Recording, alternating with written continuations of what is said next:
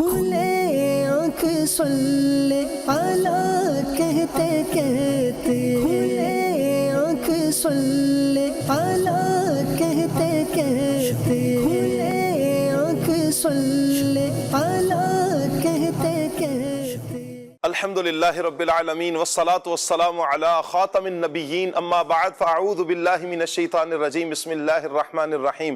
الصلاة والسلام علیک یا رسول اللہ، الصلاة والسلام علیک یا حبیب اللہ، الصلاة والسلام علیک یا نبی اللہ وعلی آلک و اصحابک یا نور اللہ۔ مدنی چینل کے ناظرین، پروگرام کھلے آنکھ صلی اللہ کہتے کہتے میں آپ سب کو خوش آمدید کہتے ہیں۔ اللہ پاک کے پیارے پیارے آخری نبی محمد عربی صلی اللہ تعالیٰ علیہ وآلہ وسلم نے ارشاد فرمایا، قیامت کے دن لوگوں میں میرے قریب تر زیادہ قریب وہ ہوگا کہ جو مجھ پر زیادہ درود پاک پڑھتا ہوگا۔ سبحان اللہ۔ یقیناً ہر مسلمان کی ایک یہ خواہش ہے، اور ہر مسلمان کی یہ خواہش ہونی بھی چاہیے کہ انہیں قیامت کے دن نبی کریم صلی اللہ تعالیٰ علیہ وآلہ وسلم کا قرب نصیب ہو جائے۔ میرے آقا صلی اللہ علیہ وآلہ وسلم نے اپنا قرب پانے والے خوش نصیب عاشقان رسول کو یہ نسخہ بھی بیان کر دیا، اور ان کی پہچان بھی بتا دی کہ وہ کون سا عمل کریں گے کہ جس کی سبب انہیں پیارے آقا صلی اللہ تعالیٰ علیہ وآلہ وسلم کا قرب نصیب ہو جائے گا، اور وہ ہے زیادہ سے زیادہ درود پاک پڑھنا، کثرت سے درود پاک پڑھنا۔ انشاءاللہ آج اگر یہ ہمارا معمول بن جائے گا، کثرت سے درود پاک پڑھنا، انشاءاللہ کل قیامت کے دن پیارے آقا صلی اللہ علیہ وآلہ وسلم کا قرب نصیب ہو جائے گا۔ تو نیت کیجئے کہ انشاءاللہ ہم پیارے آقا صلی اللہ تعالیٰ علیہ وآلہ وسلم کی مبارک ذات پر زیادہ سے زیادہ درود پاک پڑھیں گے انشاءاللہ۔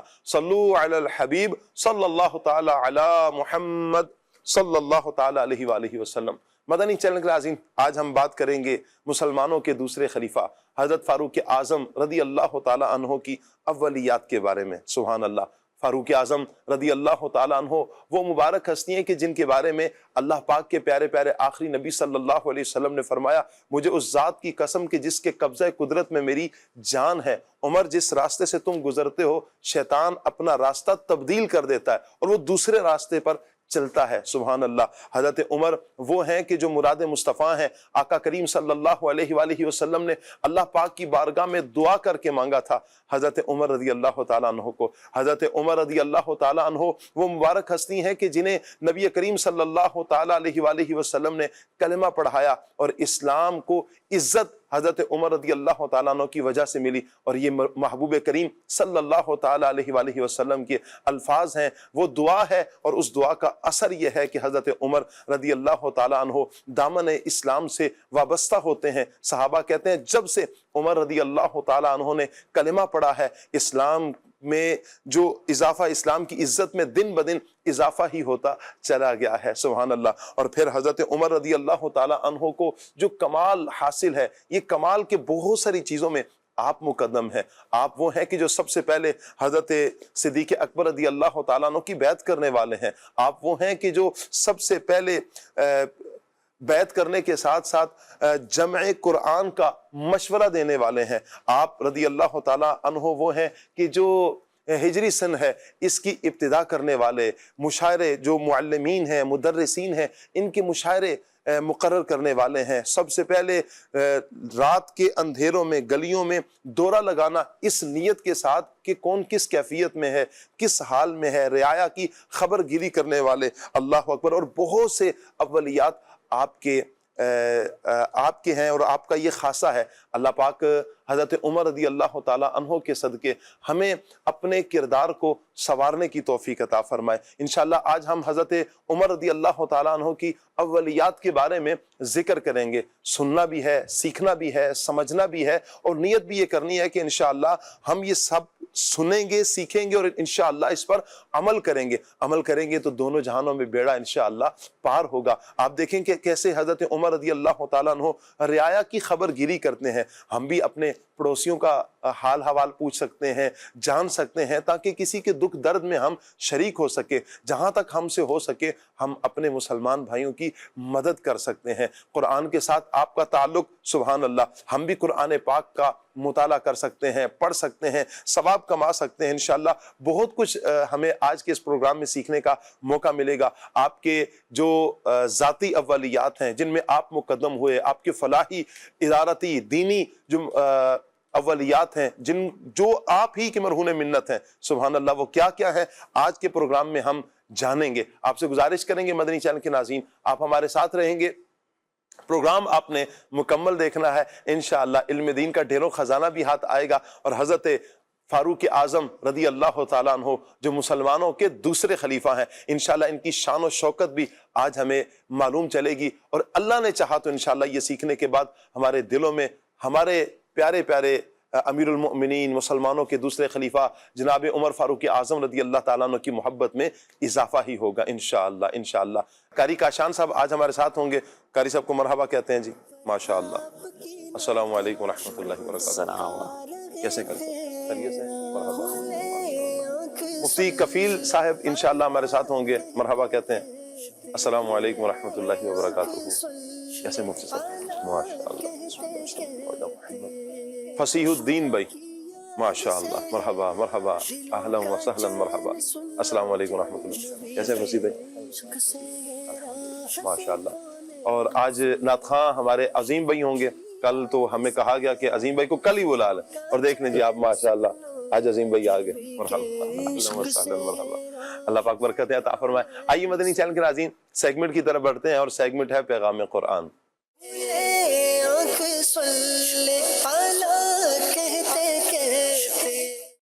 اعوذ باللہ من الشیطان الرجیم۔ اللہ کی پناہ مانگتا ہوں میں شیطان مردود سے۔ بسم اللہ الرحمن الرحیم۔ اللہ کے نام سے شروع جو نہایت مہربان رحمت والا ہے۔ وسارعوا إلى مغفرة من ربكم وجنة عرضها السماوات والأرض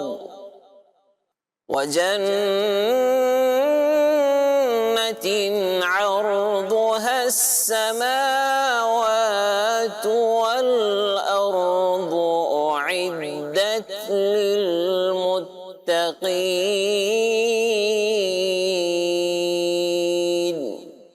اور اپنے رب کی بخشش اور اس جنت کی طرف دوڑو جس کی وسعت آسمانوں اور زمین کے برابر ہے، وہ پرہیزگاروں کے لیے تیار کی گئی ہے۔ سبحان اللہ۔ فرمایا گیا کہ گناہوں سے توبہ کر کے، اللہ عز و جل کے فرائض کو ادا کر کے، نیکیوں پر عمل پیرا ہو کر، تمام اعمال میں اخلاص پیدا کر کے اپنے رب کی بخشش اور جنت کی طرف جلدی کرو۔ پھر جنت کی وسعت اس طرح بیان کی گئی کہ لوگ سمجھ سکیں، کیونکہ لوگ جو سب سے وسیع چیز دیکھتے ہیں، بڑی چیز دیکھتے ہیں، وہ آسمان اور زمین ہے۔ اس سے وہ اندازہ کر سکتے ہیں کہ اگر تمام آسمانوں اور زمین کو ترتیب سے ایک لائن میں رکھ کر جوڑ دیا جائے تو جو وسعت بنے گی اس سے جنت کی چوڑائی کا اندازہ کیا جا سکتا ہے کہ جنت کتنی وسیع ہے۔ حضرت انس بن مالک رضی اللہ تعالی عنہ سے پوچھا گیا، دریافت کیا گیا کہ جنت آسمان یا زمین میں ہے، کہاں ہے؟ اللہ اکبر۔ فرمایا کہ کون سی زمین اور کون سا آسمان ایسا ہے جس میں جنت سما سکے؟ عرض کیا گیا پھر کہاں ہے؟ فرمایا آسمانوں کے اوپر عرش کے نیچے۔ جنت نہایت عظیم الشان جگہ ہے، اللہ پاک کی رضا اور اس کے دیدار کا مقام ہے۔ قرآن میں جنت کی عظمت کو بکثرت بیان کیا گیا۔ اللہ پاک اپنے پیارے حبیب صلی اللہ تعالی علیہ وآلہ وسلم کے صدقے ہم سب کو نبی کریم صلی اللہ علیہ وآلہ وسلم کا جنت الفردوس میں پڑوس عطا فرمائے۔ وسارعوا إلى مغفرة من ربكم وجنة عرضها السماوات والأرض وجنة عرضها السماوات والأرض أعدت للمتقين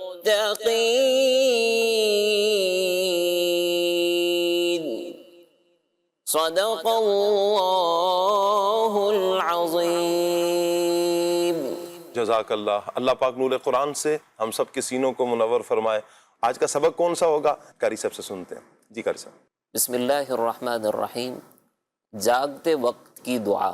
الحمد للہ الذی احیانا بعدما اماتنا وإلیہ النشور۔ الحمد للہ الذی احیانا بعدما اماتنا وإلیہ النشور۔ الحمد للہ الذی احیانا بعدما اماتنا وإلیہ النشور۔ ترجمہ: سب خوبیاں اللہ پاک کے لیے جس نے ہمیں موت یعنی نیند کے بعد حیات یعنی بیداری عطا فرمائی اور ہمیں اسی کی طرف لوٹنا ہے۔ سبحان اللہ، سبحان اللہ۔ عظیم بھائی ہمارے ساتھ ہیں، کلام سنیں گے انشاءاللہ ہم عظیم بھائی سے۔ کون سا کلام عظیم بھائی آج ہمیں سنا رہے ہیں آپ؟ قربان میں ان کی بخشش کے مقصد بھی زباں پر آیا نہیں، انشاءاللہ۔ انشاءاللہ۔ صلو علی الحبیب صلی اللہ تعالی صلی اللہ علیہ وآلہ وسلم۔ صلی علی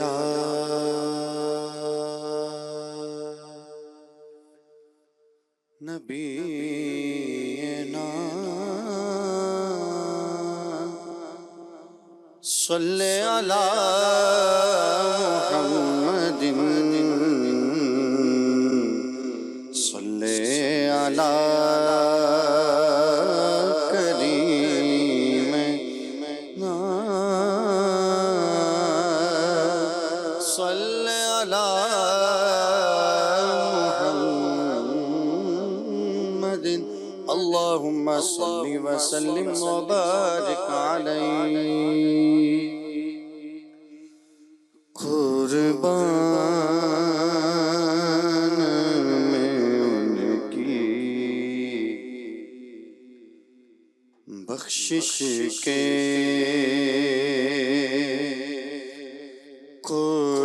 قربان میں ان کی بخشش کے، قربان میں ان کی بخشش کے، مقصد بھی زبان پر آیا نہیں، مقصد بھی زبان پر آیا نہیں، بن مانگ دیا اور اتنا دیا جی، بن مانگ دیا اور اتنا دیا، دامن میں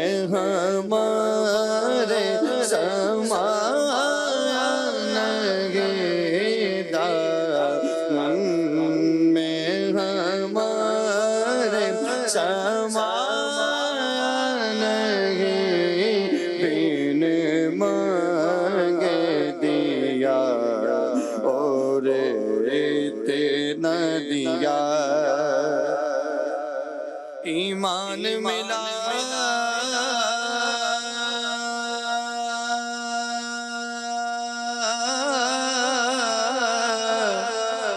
ان کے صدقے،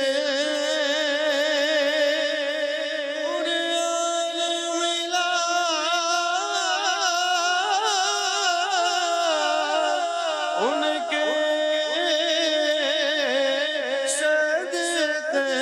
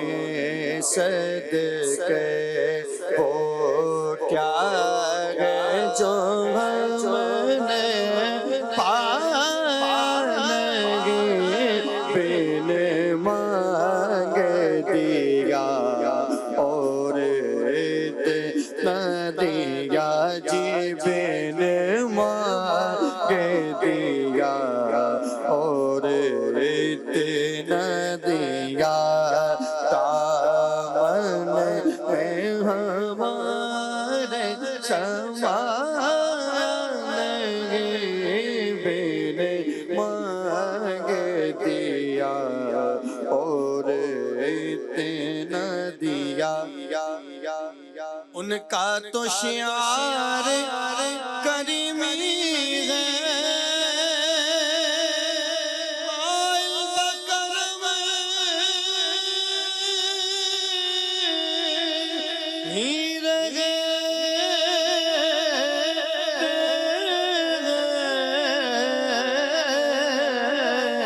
ان کا تو شعار کریمی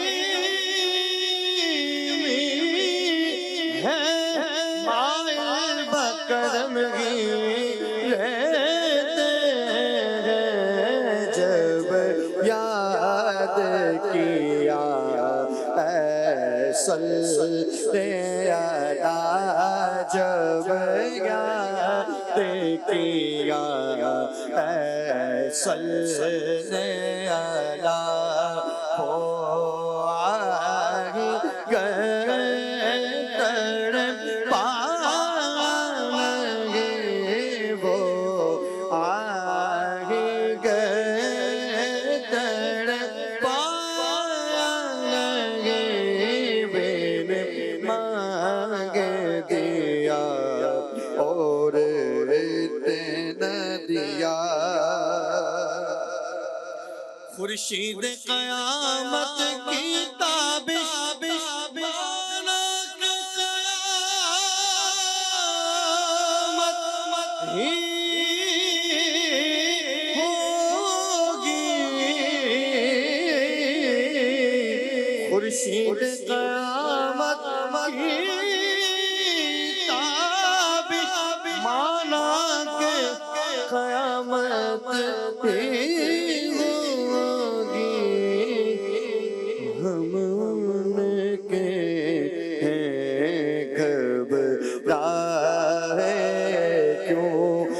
کیا ہم پہ نبی کا سایہ نہیں کیا ہم پہ نبی کا سایہ نہیں ہم ان کے ہیں گھبرائے کیوں کیا ہم پہ نبی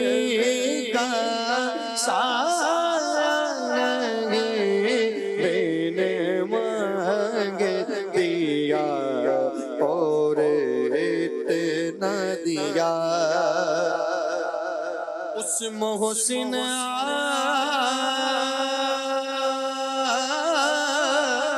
اعظم کے یوں تو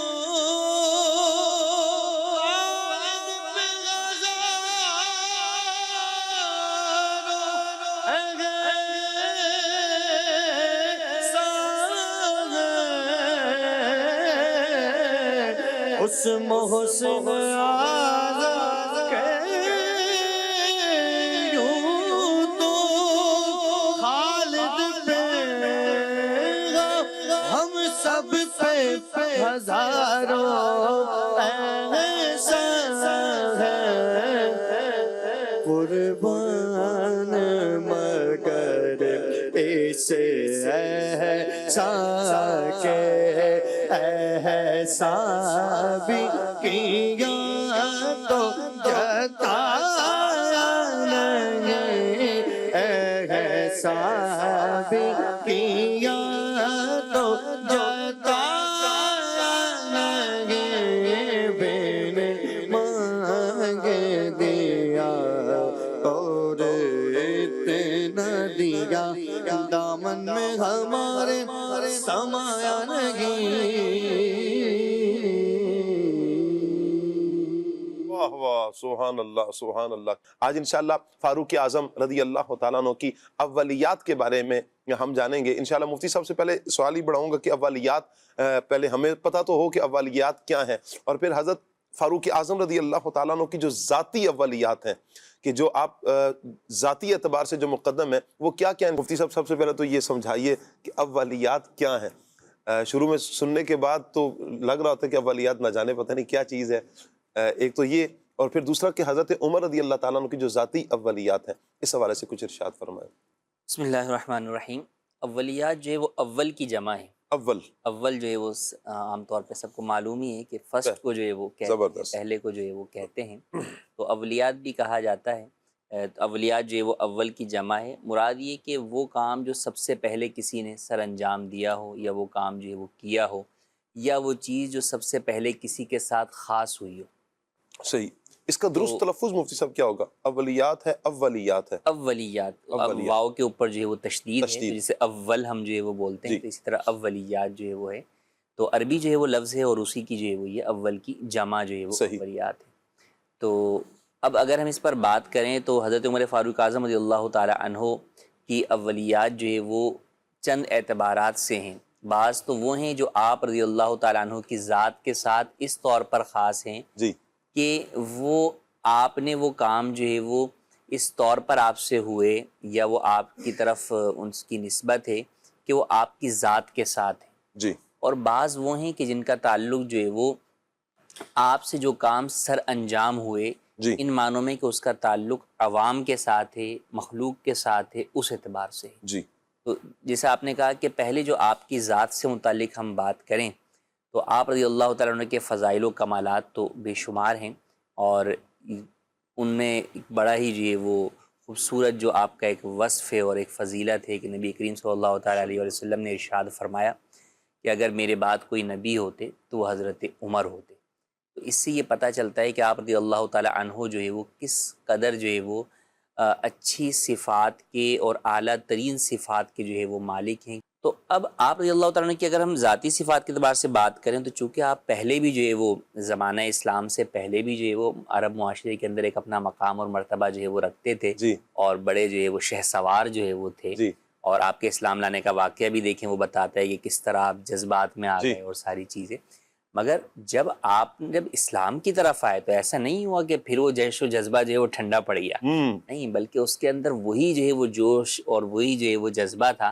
جب یہ فرماتے ہیں کہ نبی کریم صلی اللہ علیہ وسلم چونکہ ابتدائی اسلام جو تھا کے زمانے میں جو لوگ اسلام قبول کرتے تھے تو کفار کے ظلم و ستم سے بچنے کے لیے اپنا اسلام چھپاتے تھے، لیکن آپ وہ تھے جس نے اپنے جو ہے وہ اسلام کا باقاعدہ کفار کے سامنے اعلان کیا جا کر کعبۃ اللہ شریف کے حرم پاک کے اندر، ٹھیک ہے، اور للکارا باقاعدہ کہ کون ہے کہ جو آئے جو ہے وہ مجھ سے جو ہے وہ لڑے یا بات کرے۔ تو آپ وہ پہلے شخص ہے اسلام میں کہ جس نے اپنے اسلام کا جو ہے وہ اعلانیہ طور پر جو ہے وہ لوگوں کو بتایا کہ میں جو ہے وہ اسلام قبول کر چکا ہوں۔ یہ تو تھا آپ کا بالکل ابتدائی اسلام۔ اب اس کے علاوہ اگر ہم جو ہے وہ بات کریں آپ رضی اللہ تعالی عنہ کی اولیات کے اندر، تو نبی کریم صلی اللہ تعالی علیہ وآلہ وسلم کا جب وصال ظاہری ہوا تو صحابہ کرام علیہم رضوان پر ایک غم کی جو ہے وہ کیفیت جو ہے وہ اتاری تھی۔ خود جو ہے وہ حضرت عمر فاروق اعظم رضی اللہ تعالی عنہ بھی جو ہے وہ بہت غمگین تھے، اور اس بات کو گویا کہ قبول کرنے کو تیار نہیں تھے کہ نبی کریم صلی اللہ تعالی علیہ وسلم کا وصال ظاہری جو ہے وہ ہو گیا ہے۔ مگر بہرحال جو بڑے صحابہ کرام علیہم رضوان تھے، حضرت ابوبکر صدیق رضی اللہ تعالیٰ عنہ دیگر، اور ان سب نے جب ان ساری صورتحال کو مسلمانوں کو سمجھایا اور یہ ساری صورتحال کو انہیں ریئلائز کرنے میں جو بھی وقت لگا، تو اب اس کے بعد ایک بہت اہم ضرورت وقت کی تھی کہ جناب نبی کریم صلی اللہ تعالیٰ علیہ وسلم کے بعد جو ہے وہ خلیفہ اسلام کسے جو ہے وہ نامزد کیا جائے، کیونکہ اسی سے اب آگے پورا جو ہے وہ نظام چلنا تھا۔ تو اس وقت جو مختلف جو ہے وہ نشستیں ہوئیں یا دیگر سارے معاملات ہوئے، تو جب حضرت ابوبکر صدیق رضی اللہ تعالیٰ عنہ کی خلافت کے اوپر اتفاق جو ہے وہ ہونا شروع ہوا، تو اس میں سب سے پہلے جس نے بیعت کی حضرت ابوبکر صدیق رضی اللہ تعالیٰ عنہ کی بطور خلیفہ، وہ حضرت عمر فاروق اعظم رضی اللہ تعالیٰ عنہ، کہ جنہوں نے جو ہے وہ آپ کے ہاتھ پر جو ہے وہ خلافت کی بیعت کی، اور پھر آپ کی اتباع اور پیروی کے اندر دیگر اور اصحاب بھی جو ہے وہ تمام جو ہے وہ نے حضرت ابوبکر صدیق رضی اللہ تعالیٰ عنہ کی خلافت پر نہ بیعت کی، بلکہ اس بیعت پر جو ہے وہ اجماع امت بھی جو ہے وہ ہوا، اور وہ کیوں تھا؟ وہ اس لیے تھا کہ دیکھیں نبی کریم صلی اللہ علیہ وسلم کے فرمان جو ہے وہ ان دونوں حضرات کے بارے میں تھے کہ زمین پر میرے یہ 2 وزیر ہیں. تو صحابہ جانتے تھے کہ حضرت ابوبکر صدیق رضی اللہ تعالیٰ عنہ کے پیچھے اگر حضرت عمر فاروق اعظم جا رہے ہیں تو یہ حضور کے جو ہے وہ دنیا کے اندر وزیر ہیں. تو اور پھر جو آپ کی اپنی ایک صفت بڑی تھی کہ آپ اس قدر جو ہے وہ سمجھے مدبر، اور اس قدر جو ہے وہ آپ میں اللہ نے ذہانت اور وہ رکھی تھی کہ کئی قرآن کریم کی آیات جو ہے وہ آپ کی موافقت میں جو ہے وہ نازل ہوئی. جسے موافقات عمر ہے کہ پورا چیپٹر جو ہے وہ باب ہے کہ جناب وہ کون کون سی چیزیں جس کے بارے میں حضرت عمر فاروق اعظم رضی اللہ تعالیٰ عنہ نے کوئی رائے دی کہ یا رسول اللہ صلی اللہ علیہ وسلم ایسا ہونا چاہیے، اور بعد میں قرآن کریم کی آیت اسی کے مطابق نازل ہوئی. تو اس سے یہ پتہ چلتا ہے کہ آپ رضی اللہ تعالیٰ عنہ جو ہے وہ کس قدر جو ہے وہ اعلیٰ ترین اوصاف کے حامل تھے، اور کس قدر جو ہے وہ آپ رضی اللہ تعالیٰ عنہ جو ہے وہ مدبر تھے. اور اسی لیے آپ رضی اللہ تعالیٰ عنہ نے بہت سارے وہ کام آپ سے جو ہے وہ ہوئے، اور اللہ کریم نے جو ہے وہ لیے جس نے اسلام کو مزید ترقیاں دی. اور ایسی ترقی ہوئی کہ آپ رضی اللہ تعالیٰ عنہ کے زمانے میں جو فتوحات ہوئیں وہ سب سے بڑھ کر فتوحات. سبحان اللہ. تو حضرت عمر رضی اللہ تعالیٰ عنہ کے زمانے کے اندر جو ہے وہ فتوحات بہت ہوئیں، بہت سارے ممالک جو ہے وہ فتح ہوئے، مگر اس سب کے باوجود جو بڑا خوبصورت اس کا وہ ایک پہلو ہے کہ اتنی ساری فتوحات کے باوجود آپ رضی اللہ تعالیٰ عنہ کی سادگی. کیا بات ہے، کیا بات ہے کہ اس کے باوجود جب آپ کو یہ لوگ کہتے کہ آپ نے قیصر و کسریٰ کو فتح کر لیا تو تھوڑا سا جو ہے وہ آپ اپنے انداز میں تبدیلی لائیں، تو آپ فرماتے نہیں میں ان کے لیے رسول اللہ صلی اللہ علیہ وسلم کی سنتیں نہیں چھوڑ سکتا، انداز نہیں چھوڑ سکتا. اور کتنی پیارے خوبصورت الفاظ ہیں جو رہتی دنیا کے حکمرانوں کے لیے ہیں. فرمایا کہ ہمیں اسلام نے عزت دی ہے. کمال ہے. بڑا خوبصورت جملہ ہے کہ یعنی ہم لوگ جو ہے وہ بھول جاتے ہیں اس بات کو کہ آج ہمارے پاس جو کچھ بھی ہے در حقیقت ہم کچھ نہیں تھے. ہمیں اسلام نے ہی جو ہے وہ عزت دی ہے. اور جب ہمیں وہ عزت اس اسلام کی وجہ سے ملتی ہے، اور جب ہم کسی مقام مرتبے پر پہنچ جاتے ہیں تو ہمیں پھر وہی اسلام کی ہی ان چیزوں کے اوپر بسا اوقات جو ہے وہ چیمگوئیاں شروع ہو جاتی ہیں، یا ہم سوچتے ہیں کہ نہیں یار اب اس چیز کو تبدیل جو ہے وہ کرنا چاہیے. مگر آپ دیکھیں کہ آپ کا وہ وصف کتنا خوبصورت، اور اسی کی بات تھی کہ آپ کا روب و دبدبا کیسا تھا. کہ جیسے آپ کے اولیات میں یہ بھی ہے کہ آپ نے درہ ایجاد فرمایا، تو فرمایا کہ حضرت تو اس دور میں یہ کہا جاتا تھا کہ حضرت عمر کا درہ تمہاری تلواروں سے زیادہ جو ہے وہ سیدھا کرنے والا ہے. اللہ اکبر. تو ایک درہ اور ایک جو ہے وہ تلوار، کتنی دونوں کی دھاروں میں فرق ہے، مگر مارنے والے کی جو وہ ہے اس کا جو روب و دبدبا تھا یا جس کا ہاتھ میں وہ درہ تھا، وہ آپ دیکھیں کہ کیسا تھا کہ لوگ جو ہے وہ اس درے سے جو ہے وہ ڈرا کرتے تھے. تو آپ رضی اللہ تعالی عنہ نے ہمیشہ نبی کریم صلی اللہ تعالی وسلم کی تعلیمات کو مقدم رکھا زندگی کے ہر پہلو میں، چاہے آپ کی فتوحات کہاں سے کہاں پہنچ گئی، مگر ہر چیز کے اندر. اور پھر مسلمانوں کے اعتبار سے اگر ہم بات کریں تو بہت ساری چیزیں جو آپ رضی اللہ تعالی عنہ نے دیگر امت کے لیے بھی، اور نہ صرف امت کے لیے بلکہ رہتی دنیا تک جو ہے وہ حکمرانوں کے لیے کچھ ایسی چیزیں جو ہے وہ رائج فرمائیں جس سے آج تک جو ہے وہ مسلم ہو یا غیر مسلم ہر قسم کے حکمران جو ہے وہ اس سے فائدہ حاصل کریں. ہجری سن کا جو سلسلہ ہے مفتی صاحب یہ بھی آپ ہی کا خاصہ ہے. جی بالکل، یہ بھی جو ہے وہ آپ کا خاصہ ہے کہ آپ رضی اللہ تعالیٰ عنہ نے جو ہے وہ ہجری سن کا جو ہے وہ آغاز فرمایا، کیونکہ عرب کے اندر جو ہے وہ مختلف طریقے سے جو ہے ہجری سن شاید ہمارے مدنی چینل کے ناظرین بہت سارے یہ بھی ہوں کہ یہ ہجری سن کون سا ہوتا ہے. یہ بھی کیلنڈر کی ہم بات کرتے ہیں تو کیلنڈر جو ہے وہ عیسوی جو ہے وہ ہوتا ہے، جو کہ حضرت عیسیٰ رضی اللہ تعالیٰ حضرت عیسیٰ علیہ السلام کی ولادت سے جو ہے وہ کاؤنٹ جو ہے وہ کیا جاتا ہے. اچھا اس سے پہلے والا جو ہوتا ہے وہ ما قبل مسیح جو ہے وہ کہا جاتا ہے، مسیح علیہ السلام سے پہلے، حضرت عیسیٰ علیہ السلام سے پہلے کا. اور اسلامی جو کیلنڈر ہوتا ہے وہ ہجری کیلنڈر جو ہے وہ کہلاتا ہے. تو ہجری کیلنڈر کا جو آغاز ہوا وہ نبی کریم صلی اللہ علیہ وسلم کی مکۃ المکرمہ سے مدینہ منورہ ہجرت جو آپ نے فرمائی، اس وقت سے جس کیلنڈر کا آغاز ہوا، اس وقت آغاز نہیں ہوا تھا. نبی کریم صلی اللہ علیہ وسلم نے جب ہجرت فرمائی تھی حضور کے زمانے میں تو نہیں تھا. اس دور کے اندر عرب کے اندر جو عام طور پر چیزیں یاد رکھی جاتی تھی، اور ہم دیکھتے بھی ہیں سیرت کے اندر بھی کہ نبی کریم صلی اللہ علیہ وسلم کی ولادت کب ہوئی تو عام الفیل کے فلاں سال ہوئی، تو اس وقت کوئی بڑا واقعہ ایسا ہو جاتا تھا تو اس واقعے کو لوگ کیا کرتے تھے، وہ نوٹ یاد کر لیتے. اب اس واقعے سے ساری مثالیں جو ہے وہ چلتی تھی. صحیح. کہ جیسے نبی کریم صلی اللہ علیہ وسلم کا جو وہ اچھا پھر ان میں نام بھی باقاعدہ رکھے جاتے تھے. جیسے جس سال سیدتنا خدیجہ رضی اللہ تعالیٰ عنہ کا جو ہے وہ انتقال ہوا اور ابو طالب کا جو ہے وہ انتقال ہوا تو وہ عام الحزن جو ہے وہ قرار جو ہے وہ پایا. تو پھر اس اعتبار سے کہ عام الحزن کے اتنے سال کے بعد فلاں جو ہے وہ غزوہ ہوا, بڑا واقعہ ہو گیا تو اسے یاد رکھا جا رہا تھا اور اسی سے پھر وہ کیلنڈر چلتا تھا. لیکن چونکہ یہ چیز ایک بڑی اس کے اندر چلنا جو ہے وہ مشکل جو ہے وہ ہو جاتا تھا, تو اس لیے آپ رضی اللہ تعالیٰ عنہ نے پھر جو ہے وہ تاریخ کا آغاز ہوا. پھر یہ ہوا کہ وہ کب سے جو ہے وہ آغاز کیا جائے, تو اس کو آپ نے جو ہے وہ نبی کریم صلی اللہ علیہ وسلم کی محبت کتنی ہے پیارے آقا صلی اللہ علیہ وسلم. یعنی یہاں پر بھی مفسر دیکھیں کہ حضرت عمر رضی اللہ تعالیٰ عنہ نے آغاز بھی کیا, حالانکہ کوئی عام الفیل سے بھی تو شروع ہو سکتا تھا, جبکہ رائج بھی تھا عام الفیل. نبی کریم صلی اللہ علیہ وسلم کی یہ گفتگو بات چلتی تھی کہ حضور علیہ السلام کی ولادت عام الفیل کے اتنے دن بعد یا اتنے دن پہلے. یوں بھی ہو سکتا تھا کہ حضرت ابوبکر صدیق رضی اللہ عنہ سے کیا جاتا. حضرت ابوبکر صدیق کے دیکھیں جو مدینے کی ریاست تھی وہ حضور کے دم قدم سے تھی. بالکل. اس کا آغاز جو ہے وہ ہجرت مدینہ سے ہوا تھا, اور چونکہ اب یہ جو پوری آگے ریاست چل رہی تھی جس کے آپ خلیفہ تھے, حضرت عمر فاروق اعظم رضی اللہ تعالیٰ عنہ اور دوسرے جو ہے وہ خلیفہ تھے, تو آپ نے اس کا اس بات کو گویا کہ اس طرف بھی اشارہ ہے کہ یہ جو خلافت ہے یہ سب ہم کون ہیں, نبی کریم صلی اللہ علیہ وسلم کے نائب کے طور پر جو ہے وہ اس چیز کو جو ہے وہ سر انجام جو ہے وہ دے رہے ہیں. تو حضور اس ریاست کے سب سے پہلے جو ہے وہ واہ واہ سبحان اللہ کمال شہنشاہ ہیں.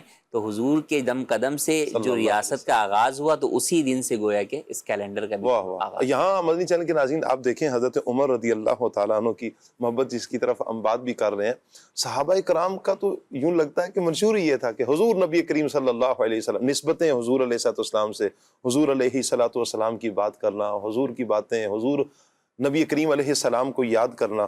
اور پھر آج ایسا وہ ہجری سلسلہ کہ نبی کریم علیہ السلام نے جب مکہ پاک سے مدینہ پاک کی طرف ہجرت فرمائی, اس دن سے آج تک اب ہم کاؤنٹ کرتے ہیں محرم, صفر, ربیع الاول, یہ تو مہینے ہیں. یہ کون سا ہجری سن چل رہا ہے؟ ہم 1447 سن ہجری, یعنی آج سے 1447 سال قبل اگر پیچھے چلے جائیں تو میرے آقا جان عالم صلی اللہ علیہ وسلم مکہ پاک سے مدینہ پاک کی طرف ہجرت فرمائی تھی. یہ جو ابتدا کی حضرت عمر رضی اللہ تعالیٰ عنہ کا خاصہ ہے, یہ انہوں نے ابتدا فرمائی ہے, اور یہ امت کو ایک یوں کہیں کہ عظیم تحفہ عطا فرمایا, اور اس میں بھی یاد نبی کریم صلی اللہ تعالیٰ علیہ وآلہ وسلم کی. قربان جائیں حضرت عمر رضی اللہ تعالیٰ عنہ کی ان اولیات پر کہ جو آپ کی ذاتی اولیات ہیں. پھر راتوں کو نکلنا ہے, جیسے میں انٹرو میں بھی کہا کہ آپ نکلتے راتوں کو رعایا کے بارے میں دیکھتے, غور و فکر کرتے کہ میری رعایا کس کیفیت میں ہے. کبھی تو وہ جملہ کہ فلاں نہر کے کنارے پر اگر بکری کا بچہ اگر بھوک سے مر جائے گا تو پوچھا جائے گا مجھ سے. یعنی کہ یہ خوف خدا کا آپ کا عالم بھی تھا. اتنی بڑی سلطنت آپ کے ہاتھ میں ہے, لیکن کمال عاجزی ہے, کمال تقویٰ ہے, کمال پرہیزگاری ہے, اور کمال آپ کا خوف خدا اور کمال آپ کا عشق رسول ہے. قربان جائیں حضرت عمر رضی اللہ تعالیٰ عنہ کی اولیات پر. میں چاہوں گا کاشان بھائی کہ حضرت عمر رضی اللہ تعالیٰ عنہ کی جو مذہبی اولیات ہیں ان میں سے ایک دو آپ بیان فرمائیں. رحیم جی شاہ صاحب, اولیات میں سے جو مذہبی اولیات میں سے آپ سب سے پہلے جمع قرآن کا مشورہ دینے والے. واہ, جمع قرآن. جمع قرآن کیا مطلب ہے اس کا؟ یعنی قرآن کو جمع کرنے کا آپ نے مشورہ دیا. جی. آپ فرماتے ہیں امیر المؤمنین سیدنا ابو بکر صدیق رضی اللہ تعالی عنہ کے دور خلافت میں مسیلمہ کذاب کے خلاف جنگ لڑی گئی, یعنی جسے جنگ یمامہ کہتے ہیں.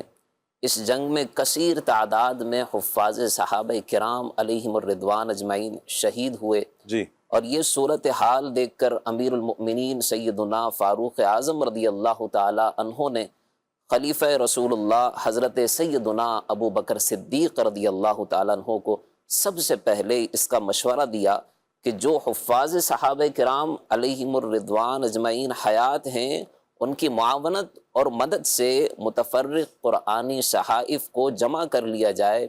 تو چنانچہ سیدنا ابو بکر صدیق رضی اللہ تعالیٰ عنہ نے اس مشورے پر عمل کیا اور اس مشورے پر عمل کر کے جو ہے قرآن کو جمع فرما. اب دیکھیں یہ جو جمع قرآن ہے, چونکہ قرآن جب نازل ہوتا تھا تو اس وقت کتابی شکل میں تو نہیں تھا, یوں تھا کہ چمڑے پر لکھا ہے, پتھروں پر لکھا ہے, لکڑی پر یا ہڈیوں پر, یوں مختلف جگہوں پر لکھا ہوتا تھا.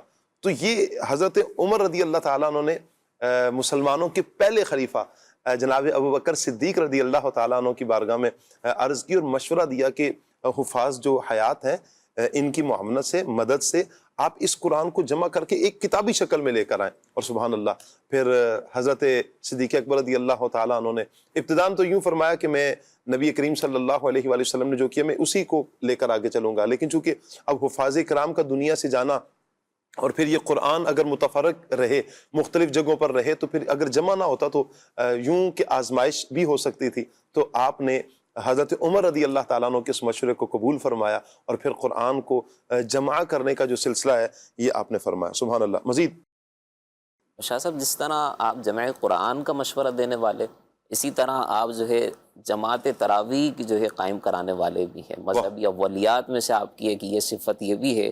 امیر المؤمنین سیدنا عمر فاروق اعظم رضی اللہ تعالیٰ عنہ نے سب سے پہلے باقاعدہ تراویح کی جماعت کروائی. کیا بات. چنانچہ سیدنا عبد الرحمن بن عبد القاری رضی اللہ تعالیٰ عنہ فرماتے ہیں کہ میں رمضان المبارک میں امیر المؤمنین سیدنا عمر فاروق اعظم رضی اللہ تعالیٰ عنہ کے ساتھ مسجد میں آیا تو لوگ وہاں مختلف یعنی جدا جدا انداز میں تراویح کی نماز ادا کر رہے تھے. کوئی اپنی نماز انفرادی طور پر پڑھ رہا تھا اور بعض نے جماعت قائم کی ہوئی تھی. یہ دیکھ کر آپ رضی اللہ تعالیٰ عنہ نے ارشاد فرمایا انی ارا لو جمعت ہؤلاء علی قارئ واحد لکان امثل. میرا خیال ہے کہ اگر میں ان سب کو ایک ہی امام کے پیچھے جمع کر دوں تو بہت اچھا رہے گا. سبحان اللہ. اور چنانچہ آپ رضی اللہ تعالیٰ عنہ نے قاری قرآن حضرت سیدنا ابی بن کعب رضی اللہ تعالیٰ عنہ کو امام مقرر فرما کر تمام لوگوں کو ان کی اقتداء میں نماز پڑھنے کا حکم دے دیا. اور پھر ایک رات میں امیر المؤمنین سیدنا فاروق اعظم رضی اللہ تعالیٰ عنہ کے ساتھ مسجد میں جانے کے لیے نکلا. مسجد پہنچنے پر دیکھا کہ سب لوگ ایک ہی امام کے ساتھ ایک ہی امام کے پیچھے نماز میں مشغول ہیں.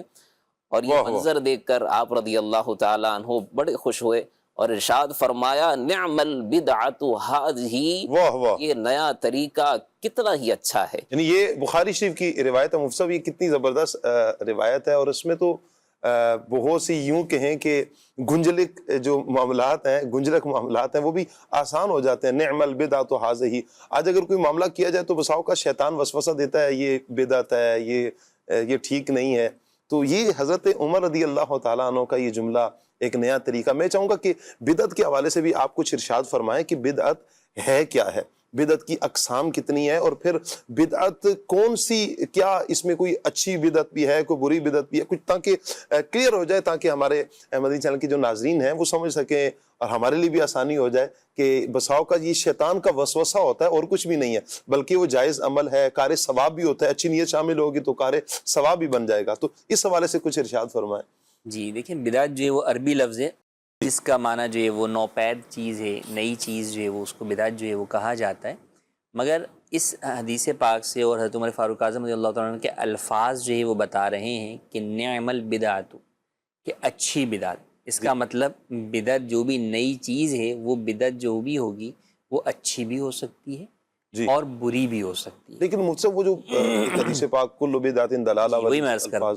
اب اس حدیث پاک سے تو پتہ چل گیا کہ بدعت اچھی ہے جب، لیکن ہم یہ دیکھتے ہیں کہ بھئی دوسری حدیث نبی کریم صلی اللہ علیہ وسلم کے فرمان ہے کہ کل بدعت ضلالہ، کہ ہر بدعت جو ہے وہ کیا ہے، گمراہی ہے. تو پھر اب کیا مطلب ہے کہ حضرت عمر فاروق اعظم جو ہے وہ نہیں جانتے تھے اس حدیث کو؟ جی تو ایسا نہیں ہے، بلکہ اصل یہ ہے. پھر اور دیگر احادیث کی طرف ہم دیکھتے ہیں تو فرمایا کہ من احدث فی امرنا ھذا ما لیس منہ فہو رد، کہ جس نے ہمارے میں وہ چیز ایجاد کی جو ہم سے نہیں تو وہ مردود ہے.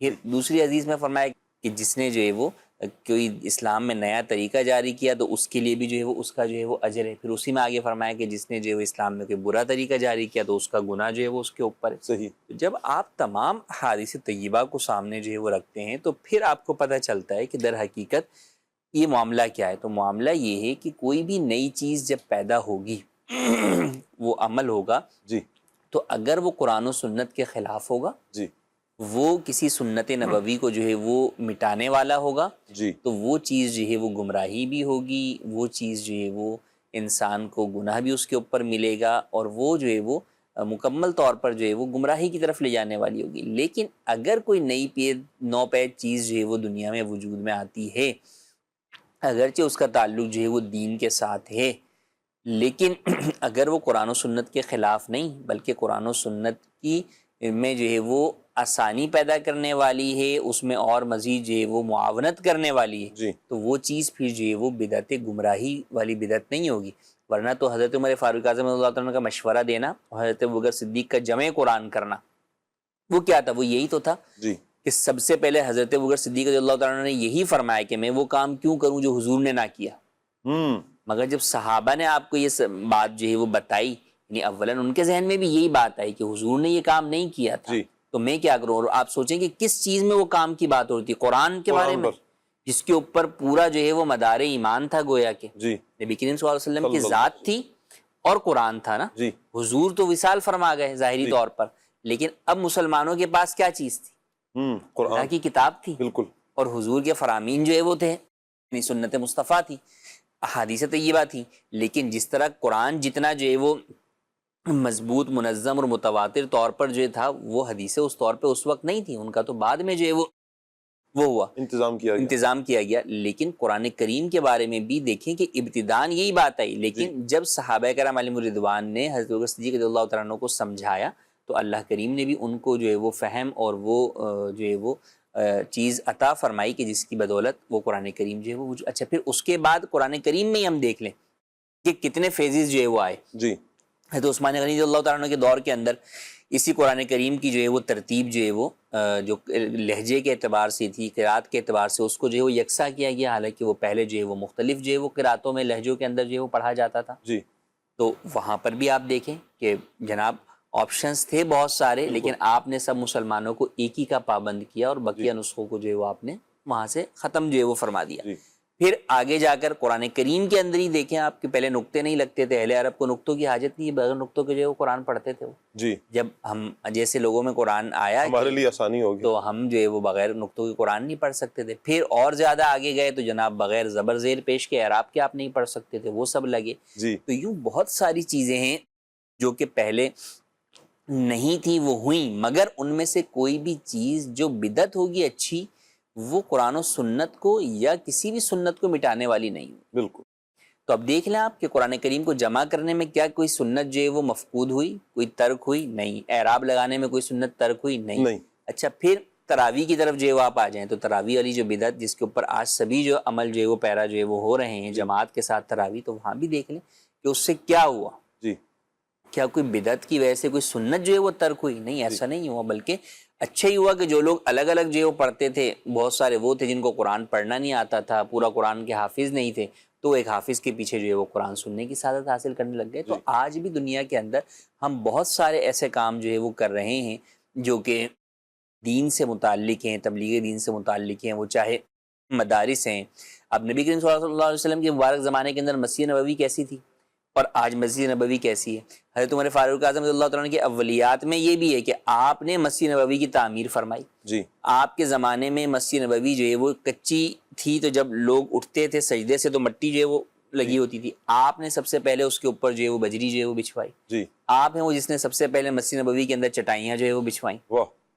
تو یہ سب چیزیں حضور کے زمانے میں نہیں تھی، اس مسجد نبوی کے اندر نہیں تھی جس میں حضور نے نماز پڑھی، مسجد کو روشن کیا، مسجد کو جو ہے وہ آپ نے جو ہے وہ روشن کیا، توسیع بھی آپ رضی اللہ تعالیٰ توسیع بھی جو ہے وہ آپ کے زمانے میں۔ تو یہ سارے کام جو حضور کے زمانے میں تھے بعد میں ہوئے، تو یہ سب جو ہے وہ آپ لغوی اعتبار سے بات کریں گے تو وہ بدعت ہے، لیکن بدعت کی آپ کو تقسیم کرنی پڑے گی کہ جناب بدعت اچھی بھی ہوتی ہے، بری بھی ہوتی ہے۔ اس حوالے سے ہوگی، اس سے بچنا ہو۔ اگر وسوسہ مدنی چینل کے ناظرین کبھی آ بھی جائے کہ کنفیوز ہو جائیں آپ، تو گزارش یہ ہے کہ آپ علماء اہل سنت کی طرف رجوع فرمائیں، دارالافتاء اہل سنت کی طرف رجوع فرمائیں، مفتیان کرام سے آپ رابطہ کریں گے تو انشاءاللہ یہ کنفیوژن جو ہے اللہ نے چاہا تو ختم ہو جائے گی۔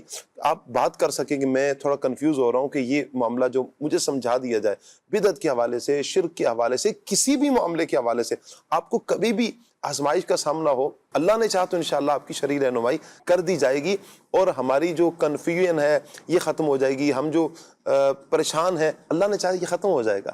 رحمت کی نظر ہوگی، اللہ پاک رحمت کی نظر فرمائے۔ ہم نے ذاتی جو اولیات ہیں ان کے بارے میں بھی سنا، جو دینی اولیات ہیں حضرت عمر فاروق اعظم رضی اللہ تعالیٰ عنہ کے، اس کے حوالے سے بھی سنا۔ کچھ فلاحی اولیات بھی ہیں۔ فصیح الدین بھائی میں چاہوں گا اس حوالے سے کچھ ارشاد فرمائیں۔ جی شاہ صاحب، حضرت سیدنا عمر فاروق اعظم رضی اللہ تعالیٰ عنہ جب حاکم مقرر ہوئے تو آپ نے فلاحی اعتبار سے آپ کی کچھ ایسی اولیات ہیں، آپ نے کچھ ایسی چیزیں ایجاد کی جس سے لوگوں کو بڑی آسانی ہوئی، بڑی مدد ہوئی، اور لوگ اس پر عمل کریں تو ان کے لیے بڑی آسانی ہوتی ہے۔ آج کے لوگ بھی حضرت عمر رضی اللہ تعالیٰ عنہ کی تاریخ کو پڑھتے ہیں، حکمران اگر اس کے مطابق چلیں گے تو ان کو بھی اس پر چلنے سے لوگوں کو بھی بڑی آسانی ہوگی۔ حضرت سیدنا عمر فاروق اعظم رضی اللہ تعالیٰ عنہ نے سب سے پہلے نہریں کھدوائیں، یہ آپ کی اولیات میں سے ہے۔ اس سے پہلے نہریں نہیں کھدوائی جاتی تھی، سب سے پہلے آپ رضی اللہ تعالیٰ عنہ نے کھدوائی۔ اسی طرح سب سے پہلے شہر تعمیر کرنے والے کہ فلاں شہر یہ فلاں شہر ہے، یہ فلاں شہر ہے، یہ بھی حضرت سیدنا عمر فاروق اعظم رضی اللہ تعالیٰ عنہ کا خاصہ ہے۔ اسی طرح مردم شماری کر کے، یعنی لوگوں کو شمار کر کے ان کی فہرستیں جمع کرنا، یہ بھی حضرت سیدنا عمر فاروق اعظم رضی اللہ تعالیٰ عنہ نے شروع فرمایا۔ اسی طرح جو لقیط یعنی لاوارث بچے ہیں، جن کا کوئی وارث نہیں ہے، ان کے لیے وظیفہ آپ نے بیت المال سے مقرر فرمایا۔ اور طریقہ کار یہ ہوتا تھا کہ ہر مہینے جو لاوارث بچہ تھا، ان کے سرپرست جس کی نگرانی میں وہ بچہ ہوتا تھا، وہ حضرت سیدنا عمر فاروق اعظم رضی اللہ تعالیٰ عنہ کی بارگاہ میں حاضر ہوتے تھے، اور آپ ان کو 100 درہم دیا کرتے تھے، اور 100 درہم دیتے، اور ان بچوں کے ساتھ جو لاوارث تھے ان کے ساتھ حسن سلوک کی تلقین بھی فرماتے تھے کہ ان کے ساتھ اچھے انداز سے پیش آنا ہے۔ پھر مزید آپ خرچے کے پیسے الگ سے دیا کرتے تھے بچوں کے۔ اسی طرح وہ بچے جو چھوٹے ہیں، پیدائش ابھی ہوئی ہے، ان کو بھی آپ وظیفہ دیا کرتے تھے، اور جو بچے دودھ چھوڑ دیا کرتے تھے، چھوٹی عمر کے ہیں لیکن دودھ چھوڑ دیا ہے، ان کے خرچے کے بھی آپ پیسے دیا کرتے تھے۔ اسی طرح لوگوں کے مختلف وظیفے آپ نے مقرر کیے ہوئے تھے۔ حضرت سیدنا عمر فاروق اعظم رضی اللہ تعالیٰ عنہ نے پہلے یہ اصول مقرر فرمایا کہ جو بچہ دودھ چھوڑ دے گا اس کو وظیفہ دیا جائے گا۔ یہ وظیفہ آپ بار بار فرما رہے ہیں، یہ کون سا وظیفہ ہے؟ اللہ الصمد پڑھنا ہے، اللہ اکبر پڑھنا ہے، یہ کون سا وظیفہ ہے؟ وظیفہ تحفہ سمجھ لیں، یعنی گفٹ سمجھ لیں، رقم کچھ جیسے دی جاتی ہے ہر مہینے، ماہانہ رقم جس کو ہم کہہ لیں۔ نہیں میں سمجھے شاید کہ بہت سارے یہ سمجھتے ہیں کہ وظائف دے دیے بچوں کے لیے۔ ہمارے عموماً وظیفہ وہی سبحان اللہ 33 بار الحمدللہ، اس کو وظیفہ، لیکن وظیفے سے مطلب یہاں پر کہ ماہانہ خرچہ، جی تو 100 درہم جیسا کہ ابھی بتایا، تو ماہانہ خرچہ دیا جاتا تھا۔ آپ رضی اللہ تعالیٰ عنہ نے یہ اصول مقرر فرمایا کہ جو بچہ دودھ چھوڑ دے گا اس کو اتنا وظیفہ دیا جائے گا۔ ایک مرتبہ آپ رات میں چکر لگا رہے تھے شہر میں، تو آپ نے ایک بچے کے روتے ہوئے آواز سنی بچے کی، تو پوچھا گیا یہ بچہ کیوں رو رہا ہے؟ تو بتایا گیا کہ یہ بچہ چھوٹا ہے اور اس کی والدہ اس کو دودھ چھوڑانا چاہتی ہیں تاکہ اس کے بعد اس کو وظیفہ ملے۔ حضرت سیدنا عمر فاروق اعظم رضی اللہ تعالیٰ عنہ نے یہ بات سنی، آپ چلے گئے، آپ نے صبح لوگوں کو جمع فرمایا، اور صبح آپ نے اعلان کیا کہ جو بچہ پیدا ہوگا پیدائش سے ہی اس کو وظیفے کے طور پر رقم دی جائے گی۔ یہ آپ نے اصول جاری فرمایا، یعنی لوگوں کی خیر خواہی اگر آپ دیکھیں گے، حضرت سیدنا عمر فاروق اعظم رضی اللہ تعالیٰ عنہ نے بے شمار لوگوں کی خیر خواہی فرمائی اور لوگوں کی مدد فرمائی۔ اللہ تبارک و تعالی ہم سب کو بھی آپ کی سیرت پر عمل کرنے کی توفیق عطا فرمائے۔ آمین آمین آمین۔ مدنی چینل کے ناظرین، حضرت عمر رضی اللہ تعالی عنہ کا کمال میں بھی سوچ رہا تھا کہ دیکھیں کچھ چیزیں جو آپ نے اپنی ذات پر لے لیں، راتوں کو جانا، خبر گیری کرنا، اور دوسروں کے دکھ درد میں شریک ہونا، کتنا بڑا کمال ہے یہ۔ وہ ہستیاں کہ جو یوں کہیں کہ کہتے ہیں نا کہ دوسروں کے لیے جینا، کہ اس انداز میں انہوں نے یہ معاملات کیے، کام کیے، لوگوں کی خبر گیری کرنا، اور پھر دکھ درد میں اس انداز میں شریک ہونا کہ سامنے والے کو احساس ہو گیا، سکون میں آگے، اطمینان میں آگے، ان کی مشکلات دور ہو گئیں۔ اللہ کرے کہ ہم اپنے اندر بھی نا یہ پیاری صفات لے کر، یہ ہمارے اسلاف ہیں، ہمارے بزرگ ہیں، ہمارے بڑے ہیں، ہم ان کی سیرت کو لیں، ان کی سیرت کو پڑھیں، ان کی سیرت کو فالو کریں گے تو انشاءاللہ اللہ نے چاہا دونوں جانوں کی بلائیاں ہمارا مقدر ہوں گی۔ مدنی چینل کے ناظرین کی کچھ کالز بھی ہیں، مفتی صاحب کے لیے بھی کال ہیں، کچھ ایس ایم ایس بھی ہیں، انشاءاللہ ایس ایم ایس بھی لیں گے، کالز بھی لیں گے، اور پیارے پیارے بچوں کی ویڈیوز چونکہ ہیں، آئیے پہلے ویڈیو دیکھ لیتے ہیں۔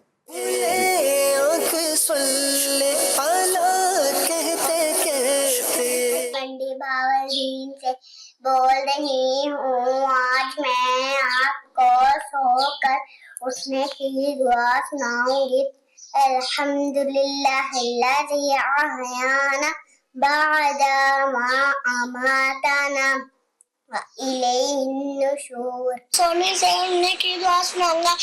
अल्हम्दुलिल्लाहिल्लज़ी अहयाना बअदा मा अमाताना व इलैहिन नुशूर।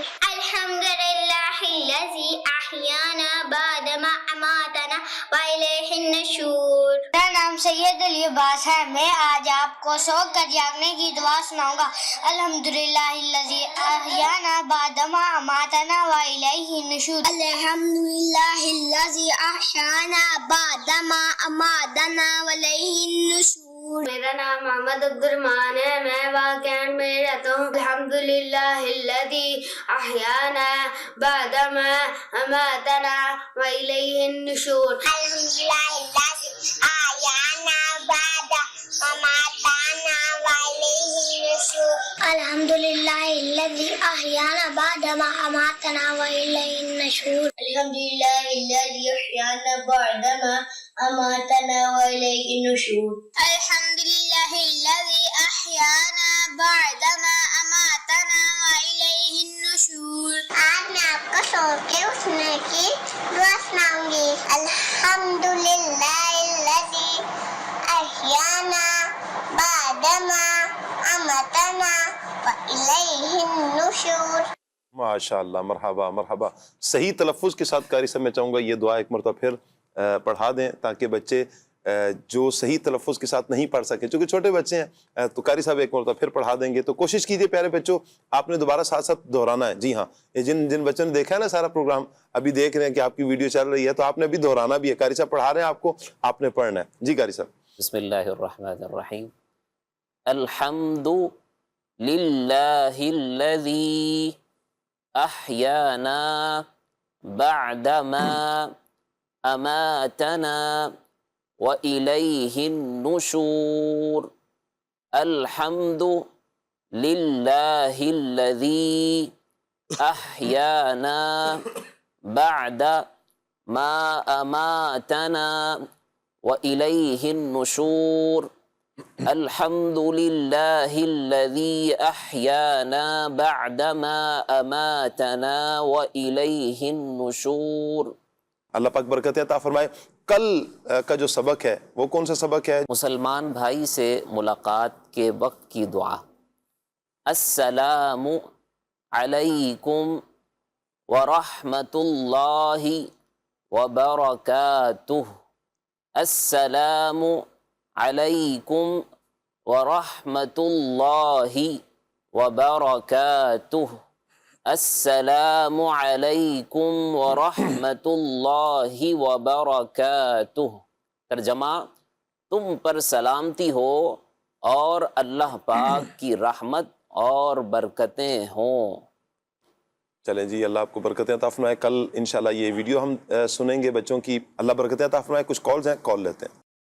मुफ्ती साहब से सवाल है कि अगर एक लड़की का निकाह हुआ है और वो अभी रुखसती नहीं हुई और शरी निकाह यानी कागजी वगैरह भी नहीं है जो होता है, तो उसको जो तलाक है वो एक ही दफा तीनों दे सकते हैं या वो भी अलग-अलग ही देनी पड़ेगी? जो सुन्नत तरीका जी है, तलाक जो है वो देने की अगर सूरत बने जी तो उसके अंदर 3 तलाक़ें जो है वो एक साथ ना दी जाएं, चाहे वो औरत जो है वो रुखसती हुई हो या ना हुई हो। जी देने की आज सबसे आसान तरीका यही है कि औरत को जो है वो सिर्फ़ एक तलाक़ जो है वो दी जाए। सही। तो अगर इस सूरत के अंदर जो ये बयान कर रहे हैं खलवत सहीहा वग़ैरह भी नहीं हुई, जो भी शरई एतबार से शराइत हैं, तो अगर वो बिल्कुल भी नहीं पाई गई होंगी तो एक ही तलाक़ से वो तलाक़ बाइन हो जाएगी और वो निकाह से बाहर हो जाएगी। लेकिन मज़ीद तफसील के लिए इनको चाहिए कि इसके लिए दारुल इफ्ताह अहले सुन्नत फ़ोन पर रब्ता करें। ठीक हो गया। दारुल इफ्ताह अहले सुन्नत का नंबर आप स्क्रीन पर मुलाज़ा फरमाएंगे कुछ देर में इंशाअल्लाह। इस नंबर पर आप रब्ता कर लीजिए 0311786410। इस नंबर पर रब्ता ज़रूर कर लीजिए। मज़ीद कॉल लेते हैं। कुल कहते कहते मैं आज का मौजू बहुत ही प्यारा है। मुफ्ती कफिल साहब, आपसे ये सवाल है कि हम नमाज पढ़ रहे हैं इमाम के पीछे फ़र्ज, तो वहाँ पर कोई गलती से कोई वाजिब छूट जाता है, इमाम अगली اس میں چلا جاتا ہے تو ہم سے چھوٹ جاتا ہے، تو اس صورت میں کیا حکم ہوگا؟ ہمیں سجدہ سہو کرنا ہوگا یا نماز دوبارہ سے پڑھنی ہوگی؟ اس بارے میں اپنی پوری ارشاد فرمائیے گا۔ اچھا، یہاں پر مفتی صاحب میں مزید بھی ایڈ کر دیتا ہوں کہ جس طرف یہ توجہ بھی دلا رہے ہیں، یعنی یہ سوال پوچھ رہے ہیں، بسا اوقات ہوتا یوں ہے کہ بعض افراد نا بہت آہستہ پڑھتے ہیں، اچھا ان پر کیا امام کی اقتداء لازم آئے گی یا وہ اپنا واجب ادا پورا کریں گے؟ جیسے اتحیات میں بیٹھے ہیں، اتحیات میں امام صاحب کھڑے ہو گئے ہیں اور رکوع میں جا چکے ہیں، وہ اتحیات میں ہی بیٹھے ہوئے ہیں اور اتحیات ہی پڑھ رہے ہیں، تو ایسی صورت میں یہ افراد کیا کریں گے؟ ان پر واجب مکمل کرنا ضروری ہوگا یا امام کی اقتداء ان پر لازم ہوگی؟ دیکھیں دو باتیں، ایک یہ کہ واجب آپ بھول گئے، آپ مثال کے طور پہ جو ہے وہ آپ کوئی بھی اتحیات پڑھنی تھی، آپ نے جو ہے وہ پڑھی نہیں، آپ بھول گئے جی، اور امام جو ہے وہ کھڑا ہو گیا، آپ کھڑے ہو گئے، اب کھڑے ہونے کے بعد آپ کو یاد آیا کہ میں نے اتحیات کے اندر تو اتحیات پڑھی نہیں ہے، جی، تو ایسی صورت میں تو آپ پر سجدہ سہو جو ہے وہ لازم نہیں ہوگا، صحیح، کیونکہ امام کے پیچھے اگر آپ سے کوئی واجب سہون بھول کر چھوٹ جاتا ہے تو آپ پر سجدہ سہو واجب نہیں ہوتا، امام کی نماز کفایت کر جاتی ہے۔ لیکن ایک یہ ہے کہ آپ وہ واجب ادا کر رہے ہیں، اس کی ادائیگی میں تاخیر ہو رہی ہے کسی بھی وجہ سے، تو اب اس کو چھوڑنے کی اجازت نہیں ہے کہ آپ قصداً چھوڑ دیں۔ تو اگرچہ امام جو ہے وہ اتحیات کے بعد کھڑا ہو گیا، قیام کر لیا، پھر اس کے بعد وہ رکوع میں چلا گیا، لیکن اگر آپ کی اتحیات مکمل نہیں ہوئی تو آپ کے لیے حکم یہی ہے کہ آپ اپنی پہلے اتحیات مکمل کریں گے جی، اور پھر اس کے بعد آپ کھڑے ہوں گے، قیام کریں گے، پھر قیام کے بعد آپ رکوع کریں گے، پھر ترتیب وار جس طرح جو ہے وہ شامل ہوتے ہیں نماز میں تو اسی طریقے سے شامل ہوں گے۔ ہاں چاہیے یہ کہ آپ اپنی تلاوت کو یا اپنی جو بھی واجبات کی ادائیگی ہے اسے جو ہے وہ بہتر کریں۔ بعض لوگ بسا اوقات وسوسوں کا شکار بہت زیادہ ہو جاتے ہیں جس وجہ سے وہ بہت زیادہ تاخیر جو ہے وہ کر بیٹھتے ہیں، تو اپنی اس بیماری کو بھی جو ہے وہ ختم کرنے کی کوشش کریں، اور جو بھی کم سے کم منیمم جو واجب ہے، جیسے اب اتحیات ہیں تو اب آپ اتحیات ہی واجب ہے، اب اگر کوئی چوتھی رکعت میں اور امام نے سلام پھیر دیا، اب اس کا درود ابراہیمی نہیں ہوا، تو اب یہ درود ابراہیمی پڑھنے کے لیے وہ نہیں چھوڑے گا سلام، بلکہ اب اس کے لیے حکم یہ ہوگا کہ درود ابراہیمی چھوڑ دے، جی، اتحیات اس نے پڑھ لی ہے تو اب امام کے ساتھ ہی سلام پھیر لے۔ ٹھیک ہو گیا۔ کیا نماز کی ہر رکعت میں 3 بار سورہ اخلاص پڑھ سکتے ہیں؟ نماز کی ہر رکعت میں؟ ہر رکعت میں سورہ اخلاص پڑھنا یا کسی بھی صورت کی تکرار کرنا تو یہ فرضوں کے اندر جو ہے وہ مکروہ ہے، نوافل کے اندر جو ہے وہ تکرار بھی کی جا سکتی ہے اور وہی صورت پڑھی بھی جا سکتی ہے۔ کہہ رہے ہیں جی مفتی صاحب میری ایک بیٹی کا نام نور فاطمہ ہے، کیا میں دوسری بیٹی کا نام مہر فاطمہ رکھ سکتا ہوں؟ رکھ سکتے ہیں، کوئی حرج نہیں۔ صحیح، مزید کال دیجیے۔ محمد اختر عرض کر رہا ہوں احمد پور شرقیہ سے۔ حضور علی میرا مفتی صاحب سے عرض یہ ہے کہ چھوٹے بچے جو ہوتے ہیں ان میں جو عیدی وغیرہ ہم تقسیم کرتے ہیں، بچوں کو دیتے ہیں، اور یہ چاچو ماموں جو بھی عیدی وغیرہ ان کو دیتے ہیں اور پھر وہ اپنے ابو یا اپنے امی کے پاس رکھواتے ہیں، تو بعد میں وہ مانگتے ہیں، تو وہ اگر زیادہ پیسے ہیں تو کیا ان کو دے دیے جائیں، تاکہ کیونکہ وہ پاپڑ اور یہ چیزیں ایسی کھاتے ہیں کہ وہ جو نقصان دہ ہوتی ہے، تو اس حوالے سے ہماری شرعی رہنمائی فرما دیں۔ اور میرا بیٹا جو ہے وہ 13 سال کا ہے، تو وہ پیسے جمع کرتا رہتا ہے اور میرے پاس رکھواتا رہتا ہے، تو وہ اس کو ہم ایسے فضول چیزوں کے لیے ہم پیسے جب وہ تقاضا کرتا ہے مانگتا ہے تو ہم اس کو دے دیں، یا اس کو ہم اپنے یہ جو کپڑے وغیرہ جوتے وغیرہ جو ہوتے ہیں یہ دلوا دیں، اس کام میں خرچ کر دیں، ان کی چیزوں پہ خرچ کر دیں، تو اس میں کوئی حرج ہے؟ یا ہم اپنے گھر میں استعمال کر لیں تو اس میں کوئی حرج ہے؟ آپ شرعی رہنمائی فرما دیں، جزاک اللہ خیرہ۔ آمین۔ مفتی صاحب پہلے تو یہ جو سوال بیان کر رہے ہیں تو یہ ارشاد فرما دیں کہ یہ سوال کی کیا کیفیت کیا ہے، چونکہ بہت سارے ناظرین کو لگتا ہوگا کہ یہ کیا بات کی انہوں نے، چونکہ یہ ہے تو بہت اہم معاملہ ہے کہ جو عیدی مل رہی ہے نابالغ بچہ ہے اور اس کو جو پیسے کوئی دے رہا ہے تو یہ مالک تو یہ ہو گیا، تو اب اس کا جو خرچ کرنا ہے، استعمال کرنا ہے، والدین کے لیے کیسا ہے اور پھر کیا انداز اپنائیں گے، یہ صورت کیا ہے؟ یہ دیکھیے کسی بھی شخص کو کوئی مال دیا جاتا ہے تو وہ اس کا مالک جو ہے وہ ہوتا ہے کئی دفعہ، جی، اور بعض دفعہ وہ نہیں بھی ہوتا۔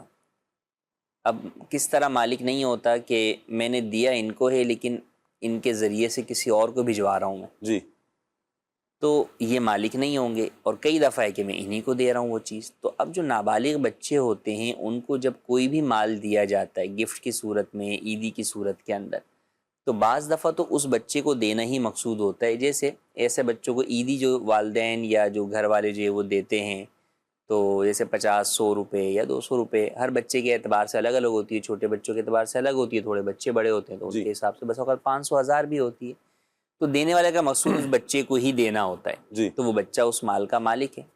اچھا بسا اوقات ہوتا ہے کہ بہت چھوٹا بچہ ہوتا ہے، شیر خوار بچہ ہے کہ وہ جناب جو ہے نا وہ کپڑے میں لپٹا ہوا ہے، تو اب اس کو بھی بسا اوقات کئی لوگ جو ہے وہ 1500 اس کے مٹھی کھول کر اس کے اندر بھی جو ہے وہ پھنسا دیتے ہیں، تو وہاں پر ان کا اسے دینا مقصود نہیں ہے، کیونکہ انہیں پتہ ہے اس بچے نے نہ کچھ کھانا ہے نہ اس نے جو ہے وہ کچھ ان پیسوں کا کرنا ہے، تو وہاں پر در حقیقت ان کے والدین کو دینا مقصود جو ہے وہ ہوتا ہے۔ تو جہاں یہ کیفیت ہوگی تو وہاں اگرچہ چیز تو بچے کے ہاتھ میں رکھی جا رہی ہے لیکن مقصود کس کو دینا ہے؟ والدین کو دینا، تو وہاں اس مال کے مالک والدین ہوں گے۔ جی جس صورت میں بچہ اس کسی مال کا مالک ہوگا تو بچہ اپنے مال سے نہ صدقہ کر سکتا ہے، نہ خیرات دے سکتا ہے، نہ کسی اور کو وہ دے سکتا ہے، جی اپنے والدین کو بھی وہ گفٹ نہیں کر سکتا۔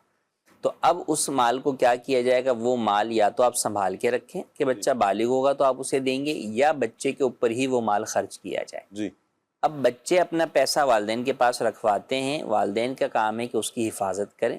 ہاں والدین بچوں کو اس کے استعمال سے روک سکتے ہیں، بچوں کو والدین کو دکھ رہا ہے کہ یہ پیسے لے کے جائے گا، گرا دے گا یا کوئی ایسی چیز کھا لے گا جس سے اس کی طبیعت خراب ہو جائے گی، تو وہ بالکل پاپڑ وغیرہ کھانے سے اسے روک سکتے ہیں، ایسا نہیں کہ روک نہیں سکتے۔ ہاں اس کا یہ مطلب نہیں کہ روک سکتے ہیں تو والدین خود وہ پیسے کھانا شروع کر دیں، نہیں، والدین کو اس بات کی اجازت نہیں ہے کہ وہ ان پیسوں کو خود اپنے ذاتی اس کے اندر استعمال کریں۔ صحیح۔ ہاں بچے کے اوپر ہی استعمال کر سکتے ہیں کہ انہی پیسوں سے انہوں نے کوئی کپڑے یا کوئی جوتے یا کوئی بھی چیز خرید کر بچے کو ہی لے کر دے دی، لیکن پھر اس کے اندر آگے مزید آزمائش یہ آ جاتی ہے کہ جب وہ چیز بچے کے استعمال کے قابل نہیں رہتی تو وہ چونکہ بچوں کے پیسے کی آئی ہوئی تھی تو اس کی اس وقت جو بھی ویلیو بنتی ہے، چیز خریدی تھی آپ نے 1000 روپے کا سوٹ، اب شاید بچے کے استعمال کے بعد وہ سوٹ 100 روپے کا ویلیو ہوگا، تو وہ 100 روپے پھر آپ اب عموماً ہمارے یہاں کیا ہوتا ہے کہ چھوٹا ہوا تو چھوٹے بھائی کو پہنا دیا یا کسی اور کو دے دیا، تو پھر آپ یہ نہیں کر سکتے، پھر آپ اس بچے کا سوٹ چھوٹے بیٹے کو نہیں پہنا سکتے، پھر آپ جو ہے وہ سوٹ کسی اور کو نہیں دے سکتے کیونکہ اب وہ اس کے پیسوں کا ہے۔ تو اس لیے بہتر یہ کہ اچھا پھر کرنا کیا ہوگا، پھر آپ کو اس وقت وہ خریدنا پڑے گا سوٹ اس پیسوں کے اندر، پھر کہاں کس کو یاد رہتا ہے کہ یار کس کا سوٹ ہے، کس کے پاس جا رہا ہے، پھر بسا اوقات یہ کام کرنے والے والد ہیں، آگے تقسیم کرنے والی خواتین ہوتی ہیں، تو اس لیے کوشش کریں کہ اگر حاجت نہ ہو تو اس طرح بچے کا پیسہ ایسی کسی چیز میں استعمال نہ کیا جائے۔ ہاں کئی اور چیزیں ہوتی ہیں جس میں آپ بچے کے ساتھ اس چیز کو ایسے استعمال کر لیتے ہیں کہ اسی پر خرچ ہوتی ہیں، مثال کے طور پہ اب وہ بچہ ہے کسی جگہ پر جو ہے وہ آپ اس کو جو ہے وہ لے کر جا رہے ہیں، یا وہ مثال جھولا ہے، وہ جھولے سے جو ہے وہ اس نے لطف اندوز ہونا ہے، کھیلنا ہے، تو سروس چارج میں جب آپ وہ پیسے دے دیتے ہیں تو وہ بچے نے اس کے بدلے میں وہ سروس حاصل کر لی اور وہ ختم جو ہے وہ ہو گیا۔ جیسے بچہ ہے تو مدرسے جا رہا ہے تو بھائی وین کی فیس ہے تو وہ وین کی فیس گویا کہ بچے کی جو ہے وہ خرچ ہو گئی، تو اب وہ کنورٹیبل جو ہے وہ نہیں ہے، وہ ہو گئی، ختم ہو گئی بات۔ تو ایک یہ ہے، اور دوسرا یہ کہ جن کے اللہ نے جن والدین کو استطاعت دی ہے تو اپنے اس بچے کے پیسوں کو سیو کر کے رکھ لیں، اس کو جب وہ بالغ ہوگا اس وقت جو ہے اس کو جو ہے وہ دے دیں، ابھی اس کو استعمال نہ کریں۔ ہاں والدین اگر تنگ دست ہوں تو بطور قرض ان پیسوں میں سے لے سکتے ہیں، لیکن بعد میں بہرحال ان کو وہ پیسے بچے کے مال میں واپس رکھنے ہوں گے۔ اچھا یاد ہی نہیں رہا، استعمال کرتے رہے، ہاں تو اب بہرحال یاد کر کے اس کا غالب گمان کر کے کہ کتنا پیسہ بچے کا استعمال کیا ہے وہ والدین کو بہرحال جو ہے وہ بچے کے مال میں رکھنا ہوگا، یا اگر بچہ بالغ ہو گیا ہے تو اس سے معافی مانگنی ہوگی، سارا حساب کتاب معاف کروانا ہوگا۔ چلے ٹھیک ہو گیا۔ میسج ہے اگر کسی کا رمضان میں اعتکاف ٹوٹ جائے تو کیا سال کے کسی اور مہینے میں قضا کر سکتا ہے؟ جی ہاں، کسی بھی دن جو ہے وہ آپ قضا جو ہے وہ کر سکتے ہیں، کسی ایسے دن قضا کر سکتے ہیں جس دن روزہ رکھنے کی اجازت ہو، کیونکہ اعتکاف سنت کی قضا کے لیے روزہ ضروری ہے، تو کسی بھی دن آپ غروب آفتاب سے پہلے اعتکاف قضا کی نیت سے مسجد میں بیٹھ جائیں اور پھر جو ہے وہ رات آپ مسجد میں ہی گزاریں، صبح آپ سحری کریں، روزہ رکھیں، اور پھر اگلے دن جو ہے وہ غروب آفتاب تک آپ مسجد میں رہیں گے، تو یوں آپ اپنے اعتکاف جو آپ کا قضا ہوا ہے اس کی ادائیگی کر لیں گے، ایک ہی دن کی قضا ہوتی ہے۔ جی کال لیجیے۔ کیل بات کر رہا ہوں، تو مفتی صاحب سے یہ پوچھنا تھا کہ حضرت عمر فاروق اعظم رضی اللہ تعالیٰ عنہ کی شہادت یکم محرم الحرام کو ہوئی تھی، کیا اسی دن وہ زخمی ہوئے تھے یا 2-3 دن پہلے سنا ہے کہ وہ زخمی ہوئے تھے اور اس کے بعد یکم محرم الحرام کو ان کی شہادت ہوئی تھی؟ اس بارے میں رہنمائی فرما دیں، جزاک اللہ خیرا۔ جی ایسا ہی ہے کہ آپ زخمی جو ہے وہ آپ جو ہے وہ ذوالحجۃ الحرام کے آخری ایام میں ہوئے تھے، اور وصال جو ہے وہ یکم شہادت آپ کی ہوا، شہادت جو ہے۔ اچھا موسیٰ، نماز مغرب کے 3 فرض پڑھنے کے بعد 6 رکعت صلاۃ الاوابین کی نیت کرتے ہیں، اور اگر ان 6 رکعت کو 2 کر کے پڑھنا چاہیں تو اب ہر 2 رکعت پر کیا نیت کرنی ہوگی؟ پلیز رہنمائی فرما دیں۔ مطلقاً نفل کی جو ہے وہ نیت کر کے بھی جو ہے وہ آپ 2 رکعت کر کے جو ہے وہ پڑھ سکتے ہیں۔ صحیح۔ کیا مسجد کے باہر لگے ہوئے پودے یا کوئی بھی پھول وغیرہ توڑ کر اپنے گھروں میں لگا سکتے ہیں؟ نہیں، مسجد کے باہر جو بھی پودے وغیرہ لگے ہوئے ہیں چونکہ وہ مسجد کی جو ہے وہ زیب و زینت کے لیے جو ہے وہ ہیں اور عام طور پہ مسجد کی ہی جو ہے وہ ملکیت ہوتے ہیں، تو اس کو جو ہے وہ توڑنے کی اجازت نہیں۔ ٹھیک ہو گیا، اللہ پاک برکتیں عطا فرمائے۔ کہہ رہے ہیں جی لڑائی جھگڑے سے بچنے کے لیے اپنے بہن بھائیوں سے بات بند کر سکتے ہیں؟ نہیں، قطع تعلقی کی یا جو ہے وہ رابطہ ختم کرنے کی تو اجازت نہیں ہے۔ مسلمان سے 3 دن سے زیادہ بات ترک کلام نہ کرے، یعنی گفتگو بند نہ کرے، حدیث پاک میں اس سے منع فرمایا گیا۔ تو بالکل بھی آپ یہ تو بہت زیادہ آپ کسی کے ساتھ جو ہے وہ لگے ہیں، ہر وقت باتوں میں ہی لگے ہوئے، تو وہ بھی ضروری نہیں ہے۔ قطع تعلقی نہ ہو، ترک کلام نہ ہو، کوئی سلام کرے آپ جواب دیں، ملاقات کریں، وہ ساری چیزیں رکھیں۔ لیکن اب آپ بولیں جناب آج گپے نہیں ماری ہیں میں نے، گپے مارنا کوئی جو ہے وہ فرض و واجب جو ہے وہ آپ کے اوپر نہیں ہے، یا ان سے جو ہے نا روزانہ ہی جو ہے وہ آپ کا میسیجز پر تبادلہ خیال جو ہے وہ ضروری نہیں ہے، تو کم سے کم جو ہے وہ گفتگو جو ہے وہ رکھیں، اور ان سے قطع تعلقی کی اجازت اسلام نہیں دیتا۔ ٹھیک ہو گیا۔ مصب تصویر ہے کھنچوائی ہوئی ہے جو وہ باکس وغیرہ میں رکھ سکتے ہیں؟ نہیں، تصاویر کا پرنٹ چونکہ حرام ہے تو اس کو جو ہے وہ حفاظت کے ساتھ باکس میں رکھنا بھی جو ہے وہ حرام ہی ہے۔ فی زمانہ ڈیجیٹل طریقے موجود ہیں، آپ اس کی پکچرز جو ہے وہ اپنے موبائل میں جو ہے وہ لے لیں، اگر آپ نے یادوں کے لیے رکھنی ہے، جبکہ وہ ہوں بھی ایسی کہ ان کا رکھنا جائز ہو۔ بس اوقات بے پردہ تصاویر ہوتی ہیں تو وہ رکھنا ہی ناجائز بعض صورتوں میں ہوتا ہے، تو بہرحال اس کو آپ اس میں کر کے اور پھر جو اس کا پرنٹ ہے اس کو جو ہے وہ آپ ضائع کر دیں۔ ٹھیک ہو گیا۔ عروہ نام رکھ سکتے ہیں؟ جی، عروہ نام جو ہے وہ رکھ سکتے ہیں۔ ٹھیک ہو گیا۔ مصب کچھ میسیجز کمنٹس بھی ہیں۔ ایک تو کمنٹ یہ آیا ہے، علی حیدر بھی میسیج کر رہے ہیں کہ بعض ہوتے ہیں نا رنگ گورا کرنے کے لیے مختلف کاسمیٹکس استعمال کرتے ہیں، تو یہ کر سکتے ہیں؟ کر سکتے ہیں، اس میں کوئی حرج نہیں۔ اچھا، السلام علیکم۔ وعلیکم السلام ورحمۃ اللہ وبرکاتہ۔ احمد شاہ صاحب ہیں، بہت شکریہ آپ کا جی، اللہ آپ کو برکتیں عطا فرمائے۔ بہت پیارا پروگرام ہے۔ احمد بھائی کہہ رہے ہیں جی خوبصورت تربیت کا سلسلہ ہو رہا ہے، اللہ آپ کو برکتیں عطا فرمائے۔ طاہر حمید بھائی عظیم بھائی سے کلام کی فرمائش کر رہے ہیں۔ ایک ہیں عدنان بھائی کہہ رہے ہیں جی مفتی صاحب خوبصورت انداز میں سمجھاتے ہیں، ماشاء اللہ، جزاک اللہ صاحب، اللہ پاک برکتیں عطا فرمائے۔ تشریف رکھیں، جزاکم اللہ فی الدارین۔ السلام علیکم ورحمۃ اللہ وبرکاتہ۔ جزاکم اللہ۔ مدنی چینل کے ناظرین، الحمدللہ آپ کے شرعی سوالات بھی لیے ہم نے اور مبلغین سے بھی ہم گفتگو کر رہے ہیں۔ ٹاپک تھا ہمارا اولیات فاروق اعظم رضی اللہ تعالیٰ عنہ کی اولیات۔ انشاءاللہ اسی پر ہم گفتگو بھی کریں گے۔ کچھ کالز مزید ہیں، آئیے کال لے لیتے ہیں۔ حیرت طاری اسلام آباد سے عرض کر رہا ہے، کھلے آنکھ صلی اللہ میں سیرت عمر فاروق اعظم رضی اللہ تعالیٰ عنہ کے اسین گوشیاں میں پتہ چل رہے ہیں۔ مبلغین سے عرض ہے کہ آپ کا جو زبردست خیرخواہی کا جذبہ، دوسروں کی خیرخواہی کرنا اور غریبوں کی دستگیری کرنا، اس بارے میں ارشاد فرمائیے گا، اور دعوت اسلامی کس انداز میں یہ کام لے کر چل رہی ہے؟ کیا فرمائیں گے فصیح الدین بھائی؟ شاہ صاحب، حضرت سیدنا عمر فاروق اعظم رضی اللہ تعالیٰ عنہ کی تو یہ عادت تھی کہ آپ لباس بدل کر رات میں گلیوں میں جو ہے وہ چکر لگایا کرتے تھے، اور آپ دیکھا کرتے تھے کہ اگر کوئی ضرورت مند ہوتا تو اس کی مدد کیا کرتے تھے، اور راشن کا انتظام کیا کرتے تھے، دیگر ضروریات پوری کیا کرتے تھے۔ خیر خواہی کا جذبہ تو آپ کا ایسا تھا کہ آپ امیر المومنین تھے، وقت کے حاکم تھے، آدھی دنیا پر آپ کی حکومت تھی، لیکن اس کے باوجود رات میں آپ نکل رہے ہیں گلیوں میں اور لباس بدل کر تاکہ کوئی پہچانے نہیں، اور پھر لوگوں کی ضروریات کا پتہ چلے۔ کبھی کسی کی ضرورت کا پتہ چلتا تو آپ اس کی مدد فرمایا کرتے تھے۔ خیر خواہی کا یہ آپ کا جذبہ تھا، اور اسی جذبے کے تحت الحمدللہ عز و جل دعوت اسلامی نے بھی جو ہے ہمیں خیر خواہی کا جذبہ دیا، اور اسی خیر خواہی کے جذبے کے تحت خاص طور پر ایک ہمارا دعوت اسلامی کا شعبہ FGRF، جس میں سیلاب زدگان کی مدد کی جاتی ہے، جس میں ضرورت مند لوگوں کی مدد کی جاتی ہے۔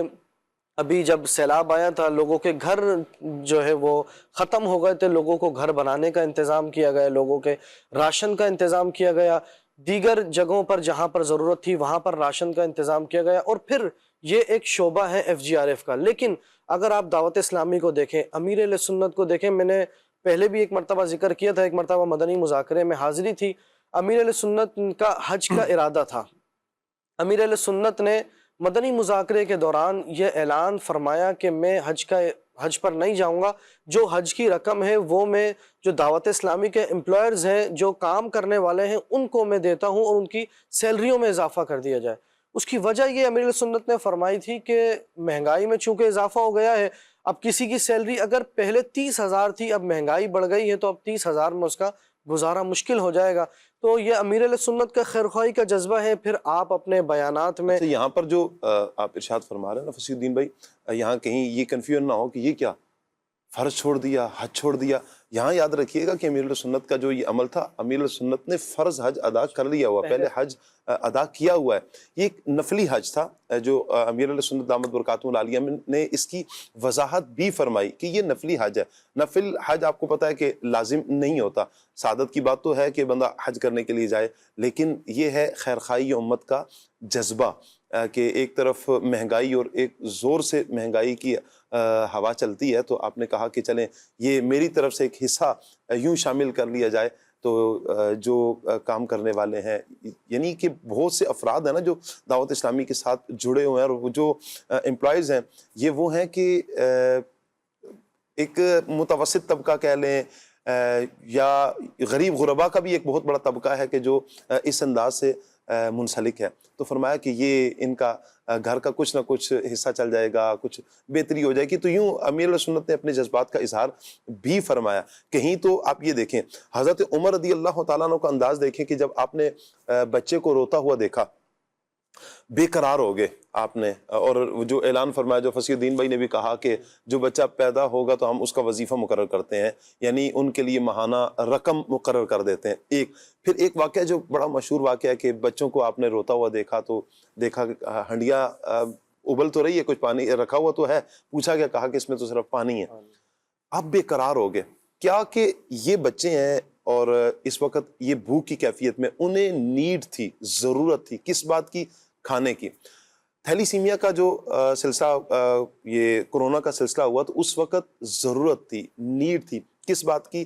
کہ خون کی حاجت تھی. اللہ اکبر، کہ خون چاہیے ہے.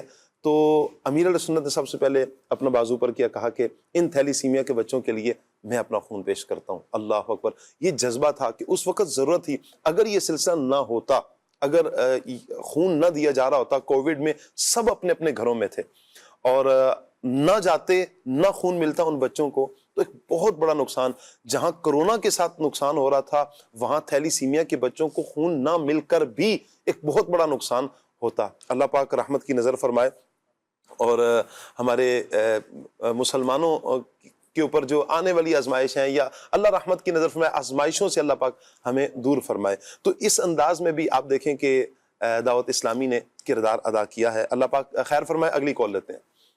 مجھے آپ کا پروگرام کہتے کہتے بہت اچھا لگتا ہے. مجھے ایک نعت سنا دیجیے، مدینہ یاد آیا ہے. مرحبا مرحبا. مزید کال. دانا جیلم سے بات کر رہا ہوں. کلام نعمت باندھا جسم تو چھان گیا، یہ کلام سنا دیں. جی انشاءاللہ. مزید کال. عظیم بھائی آپ سے عرض ہے کہ آپ یہ والا کلام سنا دیں. ان کی مہک نے دل کے غنچے کھلا دیے ہیں. مرحبا. مزید. شاہ صاحب مجھے حضرت عمر فاروق اعظم رضی اللہ تعالی عنہ کی کوئی منقبت سننی ہے، مہربانی کر کے سنا دیں. جزاک اللہ خیرہ. انشاءاللہ انشاءاللہ. مزید کال.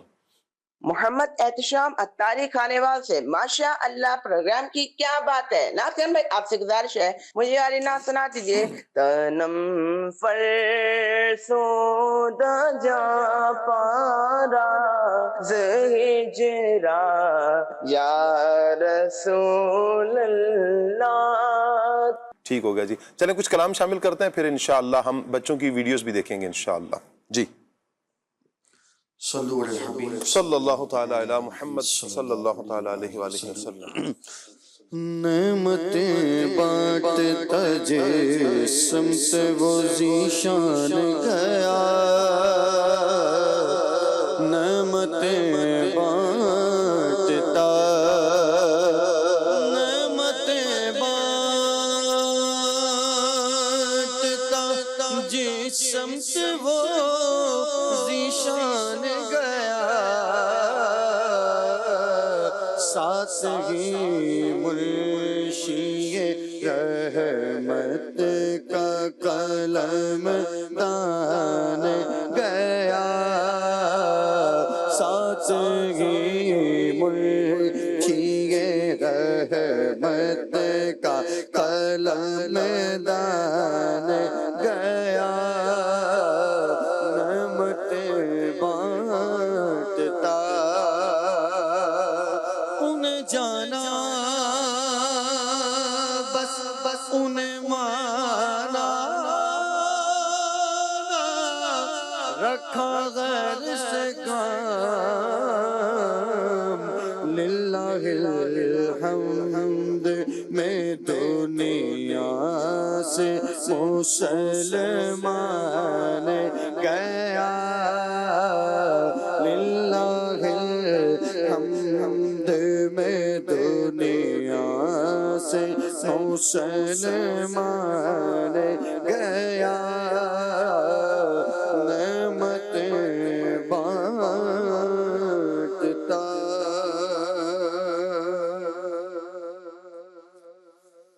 چھوڑ فکر دنیا کی، چل مدینے چلتے ہیں، چھوڑ فکر دنیا کی، چھوڑ فکر دنیا کی، چھوڑ فکر یاری،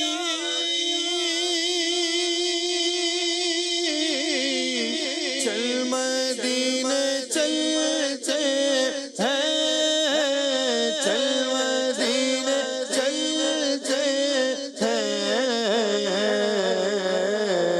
مصطفیٰ غلاموں کی قسمت بدلتے ہیں، بدلتے ہیں، مصطفیٰ غلاموں کی قسمت بدلتے ہیں، چھوڑ فکر دنیا کی، چل مدینے چلتے ہیں، چھوڑ فکر دنیا کی،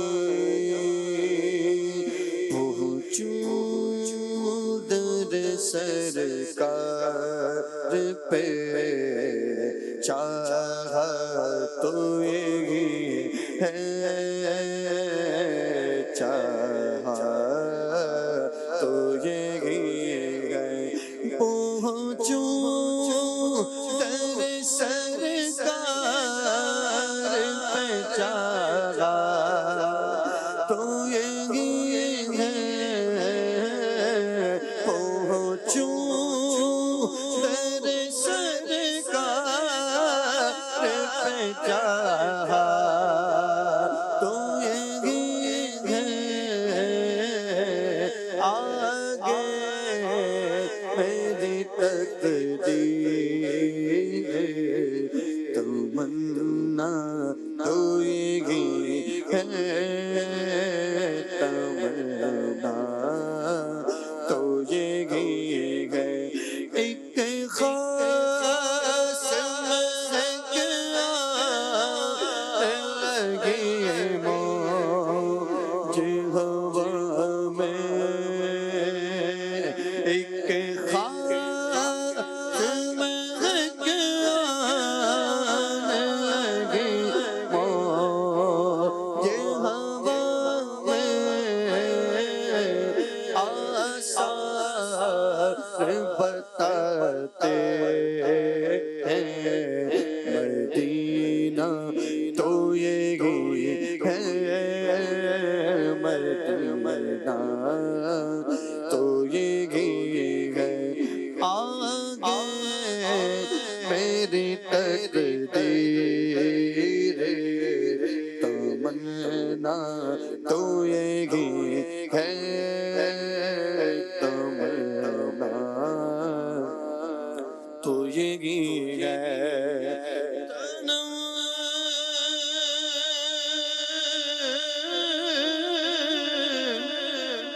فرسودہ جان پارا زہجران یا رسول اللہ دلم پج مردہ وارا جیسے یا رسول اللہ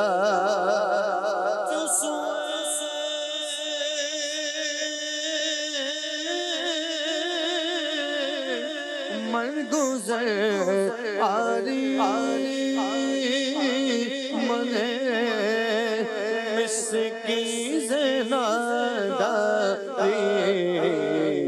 فدائے نقش نالرت کنم جا رسول اللہ تنم فرسود جا پارا زہجران یا رسول اللہ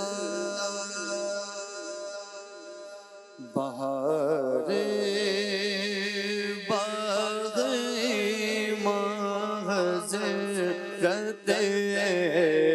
فاروق اعظم ہے بہار باغ معذرت فاروق اعظم ہے چراغ پس میرے پاس سرتے فاروق اعظم ہے رسول اللہ نے فاروق کو اللہ سے مانگا رسول اللہ نے فاروق کو اللہ سے مانگا عطائے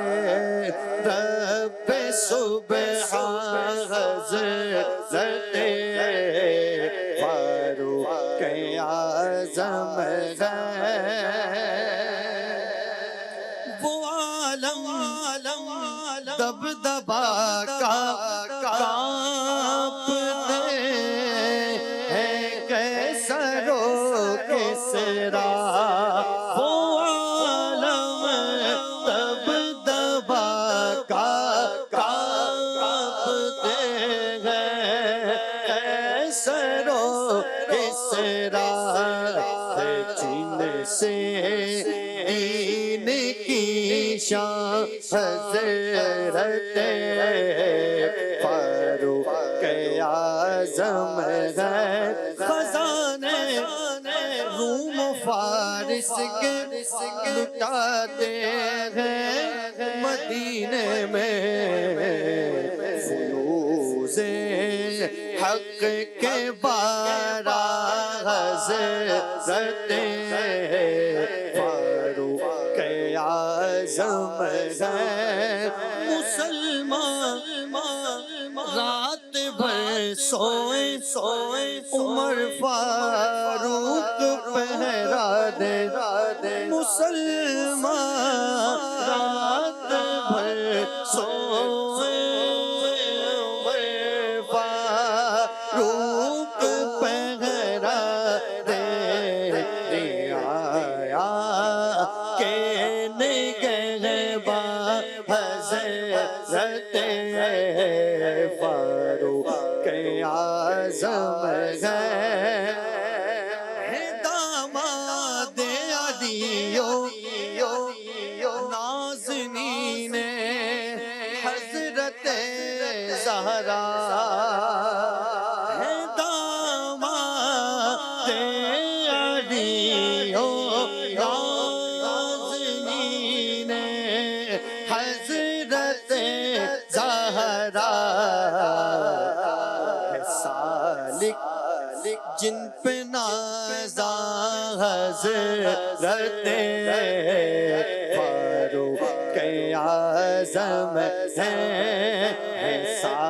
मालिक जिन पे नाज़ा हज़रत फारूक आज़म है बहारे बाग़-ए-मां हज़रत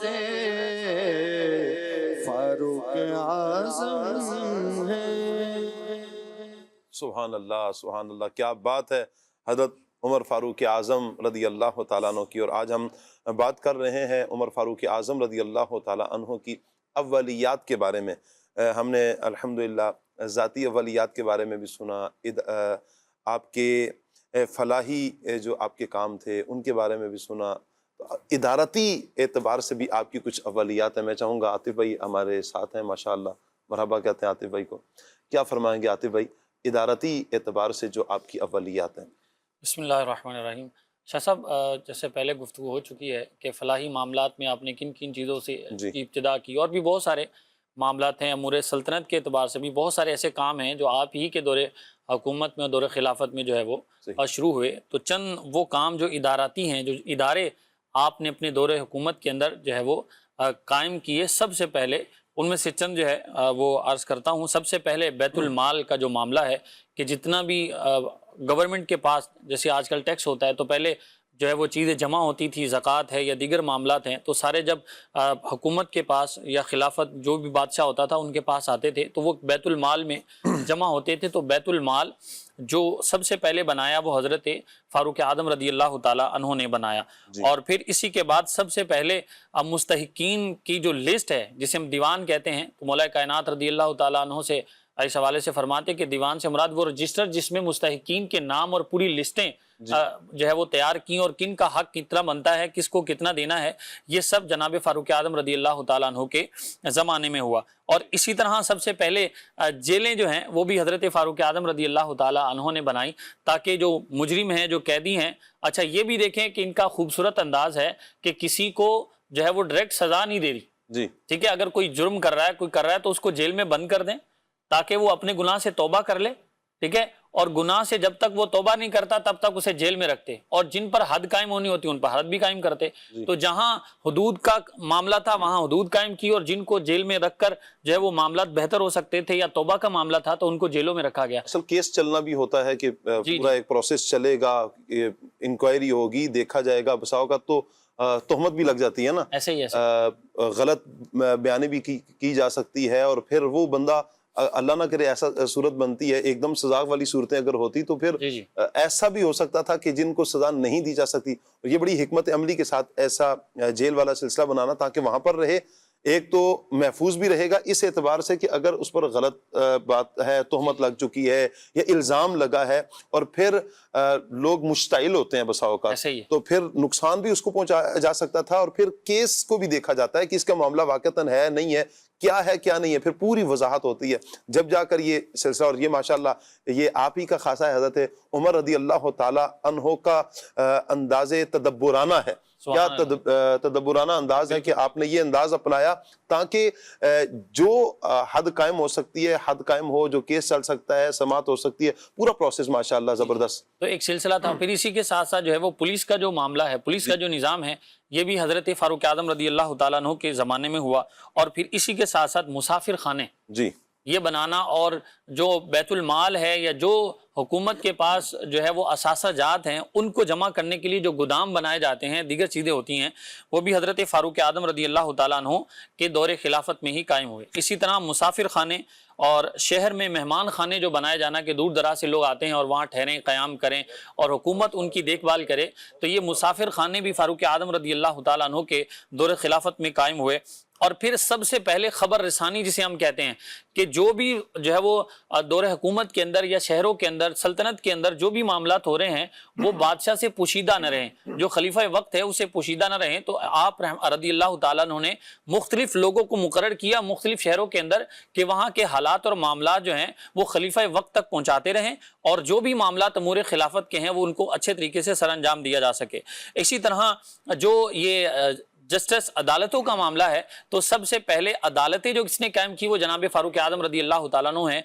आपने ये सबसे पहले काजी मुख्तलिफ शहरों के अंदर मुकर्रर फरमाए ताकि जो है वो इंसाफ वाला मामला जल्द से जल्द हो जाए। इसलिए आपको अदल व इंसाफ जो है वो इमामुल आदिलीन भी कहा जाता है हज़रत फारूक आजम रदी अल्लाह तआला अन्हु को, क्योंकि आपने सबसे ये पहले जो है वो अदालतों वाला सिस्टम कायम किया ताकि अब दूर दराज से अगर एक ही जगह पर है तो फिर दूर दराज से आने वालों में क्या हो सकता है, डिले हो सकता है, किसी का मामला ज्यादा खराब हो सकता है। तो जिस शहर का मामला है उसी शहर में निमट जाए। तो ये हजरत फारूक आजम रदी अल्लाह तआला अन्हु ने की। हजरत इमाम जलालुद्दीन सुयूती शाफी रहमतुल्लाहि तआला अलैह फरमाते हैं हुवा अव्वलु मन इस्तक़दल क़ुदा फिल अमसार, कि फारूक आजम रदी अल्लाह तआला अन्हु की जात वो जात है जिन्होंने सबसे पहले ये जो है वो काजियों को मुकर्रर फरमाया ताकि मामलात बेहतर हो जाए। और भी बहुत सारे इस तरह के इदारती जो मामलात हैं जो आप ही के ज़माने में शुरू हुए और ये आपकी खुसूसियात हैं। बहुत सारे ऐसे मामलात हैं जिनका पहले भी जिक्र हो चुका होगा कि आप रदी अल्लाह तआला अन्हु के दौरे खिलाफत में ही शुरू हुए और आपने उनको आगे बढ़ाया ताकि जो हुकूमती मामलात हैं उनको मजीद बेहतर किया जा सके। बिल्कुल ऐसा ही है। हज़रत उमर रदी अल्लाह तआला अन्हु के ये अव्वलियात हैं जो हमने मुख्तलिफ पहलुओं से हमने देखे हैं। जंगी और उखरवी एतबार से भी आपके कुछ अव्वलियात हैं, इंशाल्लाह वो हम फसीउद्दीन भाई से लेंगे। उससे पहले हम बच्चों की वीडियो की तरफ बढ़ते हैं। जी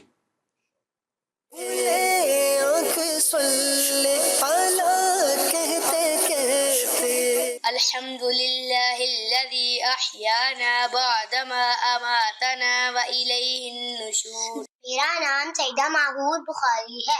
अल्हम्दुलिल्लाहिल्लज़ी अहयाना बअदमा अमातना व इलैहिन नुशूर। तर्जुमा, सब तारीफें अल्लाह ही के लिए हैं जिसने हमें मौत देकर जिंदगी बख्शी और हमें उसकी तरफ उठकर जाना है। अल्हम्दुलिल्लाहिल्लज़ी अहयाना बअदमा अमातना व इलैहिन नुशूर। अल्हम्दुलिल्लाहिल्लज़ी अहयाना बअदमा अमातना व इलैहिन नुशूर।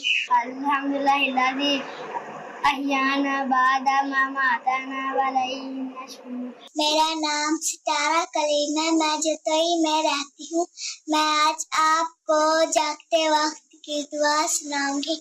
अल्हम्दुलिल्लाहिल्लज़ी अहयाना बअदमा अमातना व इलैहिन नुशूर। माशाअल्लाह माशाअल्लाह, प्यारे प्यारे बच्चों ने अच्छी कोशिश की। कुछ तो तलफ़्फ़ुज़ ही बदले हुए थे, लफ्ज़ बदले हुए थे, लेकिन कोशिश कीजिए अपने बच्चों को सही तलफ़्फ़ुज़ के साथ आप याद करवाएं। ये जो हम बयान भी कर देते हैं, कारी साहब हमें पढ़ा भी देते हैं, तो यही अगर बार बार भी आप सुनवा देंगे तो इंशाअल्लाह इसका भी फ़ायदा होगा। कल का सबक कौन सा है, आइए देखते हैं। मुसलमान भाई से मुलाकात के वक्त की दुआ। मुसलमान भाई से मुलाकात के वक्त की दुआ। अस्सलामु अलैकुम व रहमतुल्लाहि व बरकातुहू। अस्सलामु अलैकुम व रहमतुल्लाहि व बरकातुहू। अस्सलामु अलैकुम व रहमतुल्लाहि व बरकातुहू। तुम पर सलामती हो और अल्लाह पाक की रहमत और बरकतें हों। कल आपने अपने बच्चों की ये वीडियो बनाकर भेजनी है। कोई प्रैक्टिकल भी करवा सकते हैं आप कि दो बच्चों को अगर आप मुलाकात करवा रहे हैं तो एक सलाम कर रहे हैं अस्सलामु अलैकुम व रहमतुल्लाहि व बरकातुहू। इंशाल्लाह कि ये भी अंदाज़ मुस्कुरा कर मिले, अच्छे अंदाज में मिले, ये भी एक अंदाज़ अपनाया जा सकता है। अल्लाह पाक सबको बरकतों से मालामाल फरमाए। फसीउद्दीन भाई क्या फरमाएंगे जंगी और उखरवी अवलियात के हवाले से? शाह साहब, हज़रत सैयदना उमर फ़ारूक आज़म रदी अल्लाह तआला अन्हु की जंगी एतबार से अवलियात में से एक ये है कि आपने सबसे पहले आपने फ़ौजी जो छावनियाँ होती हैं उनका क़याम फरमाया और मुख्तलिफ़ शहरों में आपने छावनियाँ कायम की और ख़ुसूसन मुल्क शाम के शहरों में आपने छावनियाँ कायम की, यानी जिसमें फ़ौजी रहते हैं, और आपने उनको अजनात का नाम दिया, यानी फ़ौजियों के रिहाइश की जगह।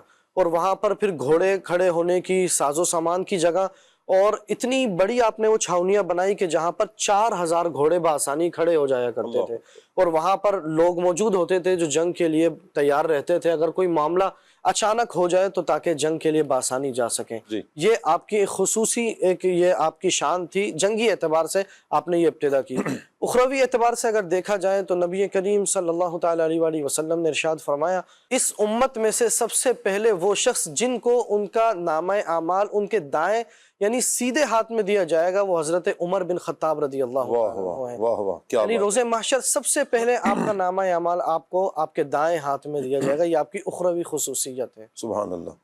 अल्लाह ताला हजरत उमर रदी अल्लाह ताला अन्हु के सदके कि आप अशरा मुबशरा में भी हैं, آپ وہ ہیں کہ جن کے بارے میں رسول اللہ صلی اللہ علیہ وسلم نے فرمایا کہ حضرت عمر رضی اللہ تعالیٰ عنہ کو جنتی ہونے کی بشارت عطا فرمائی.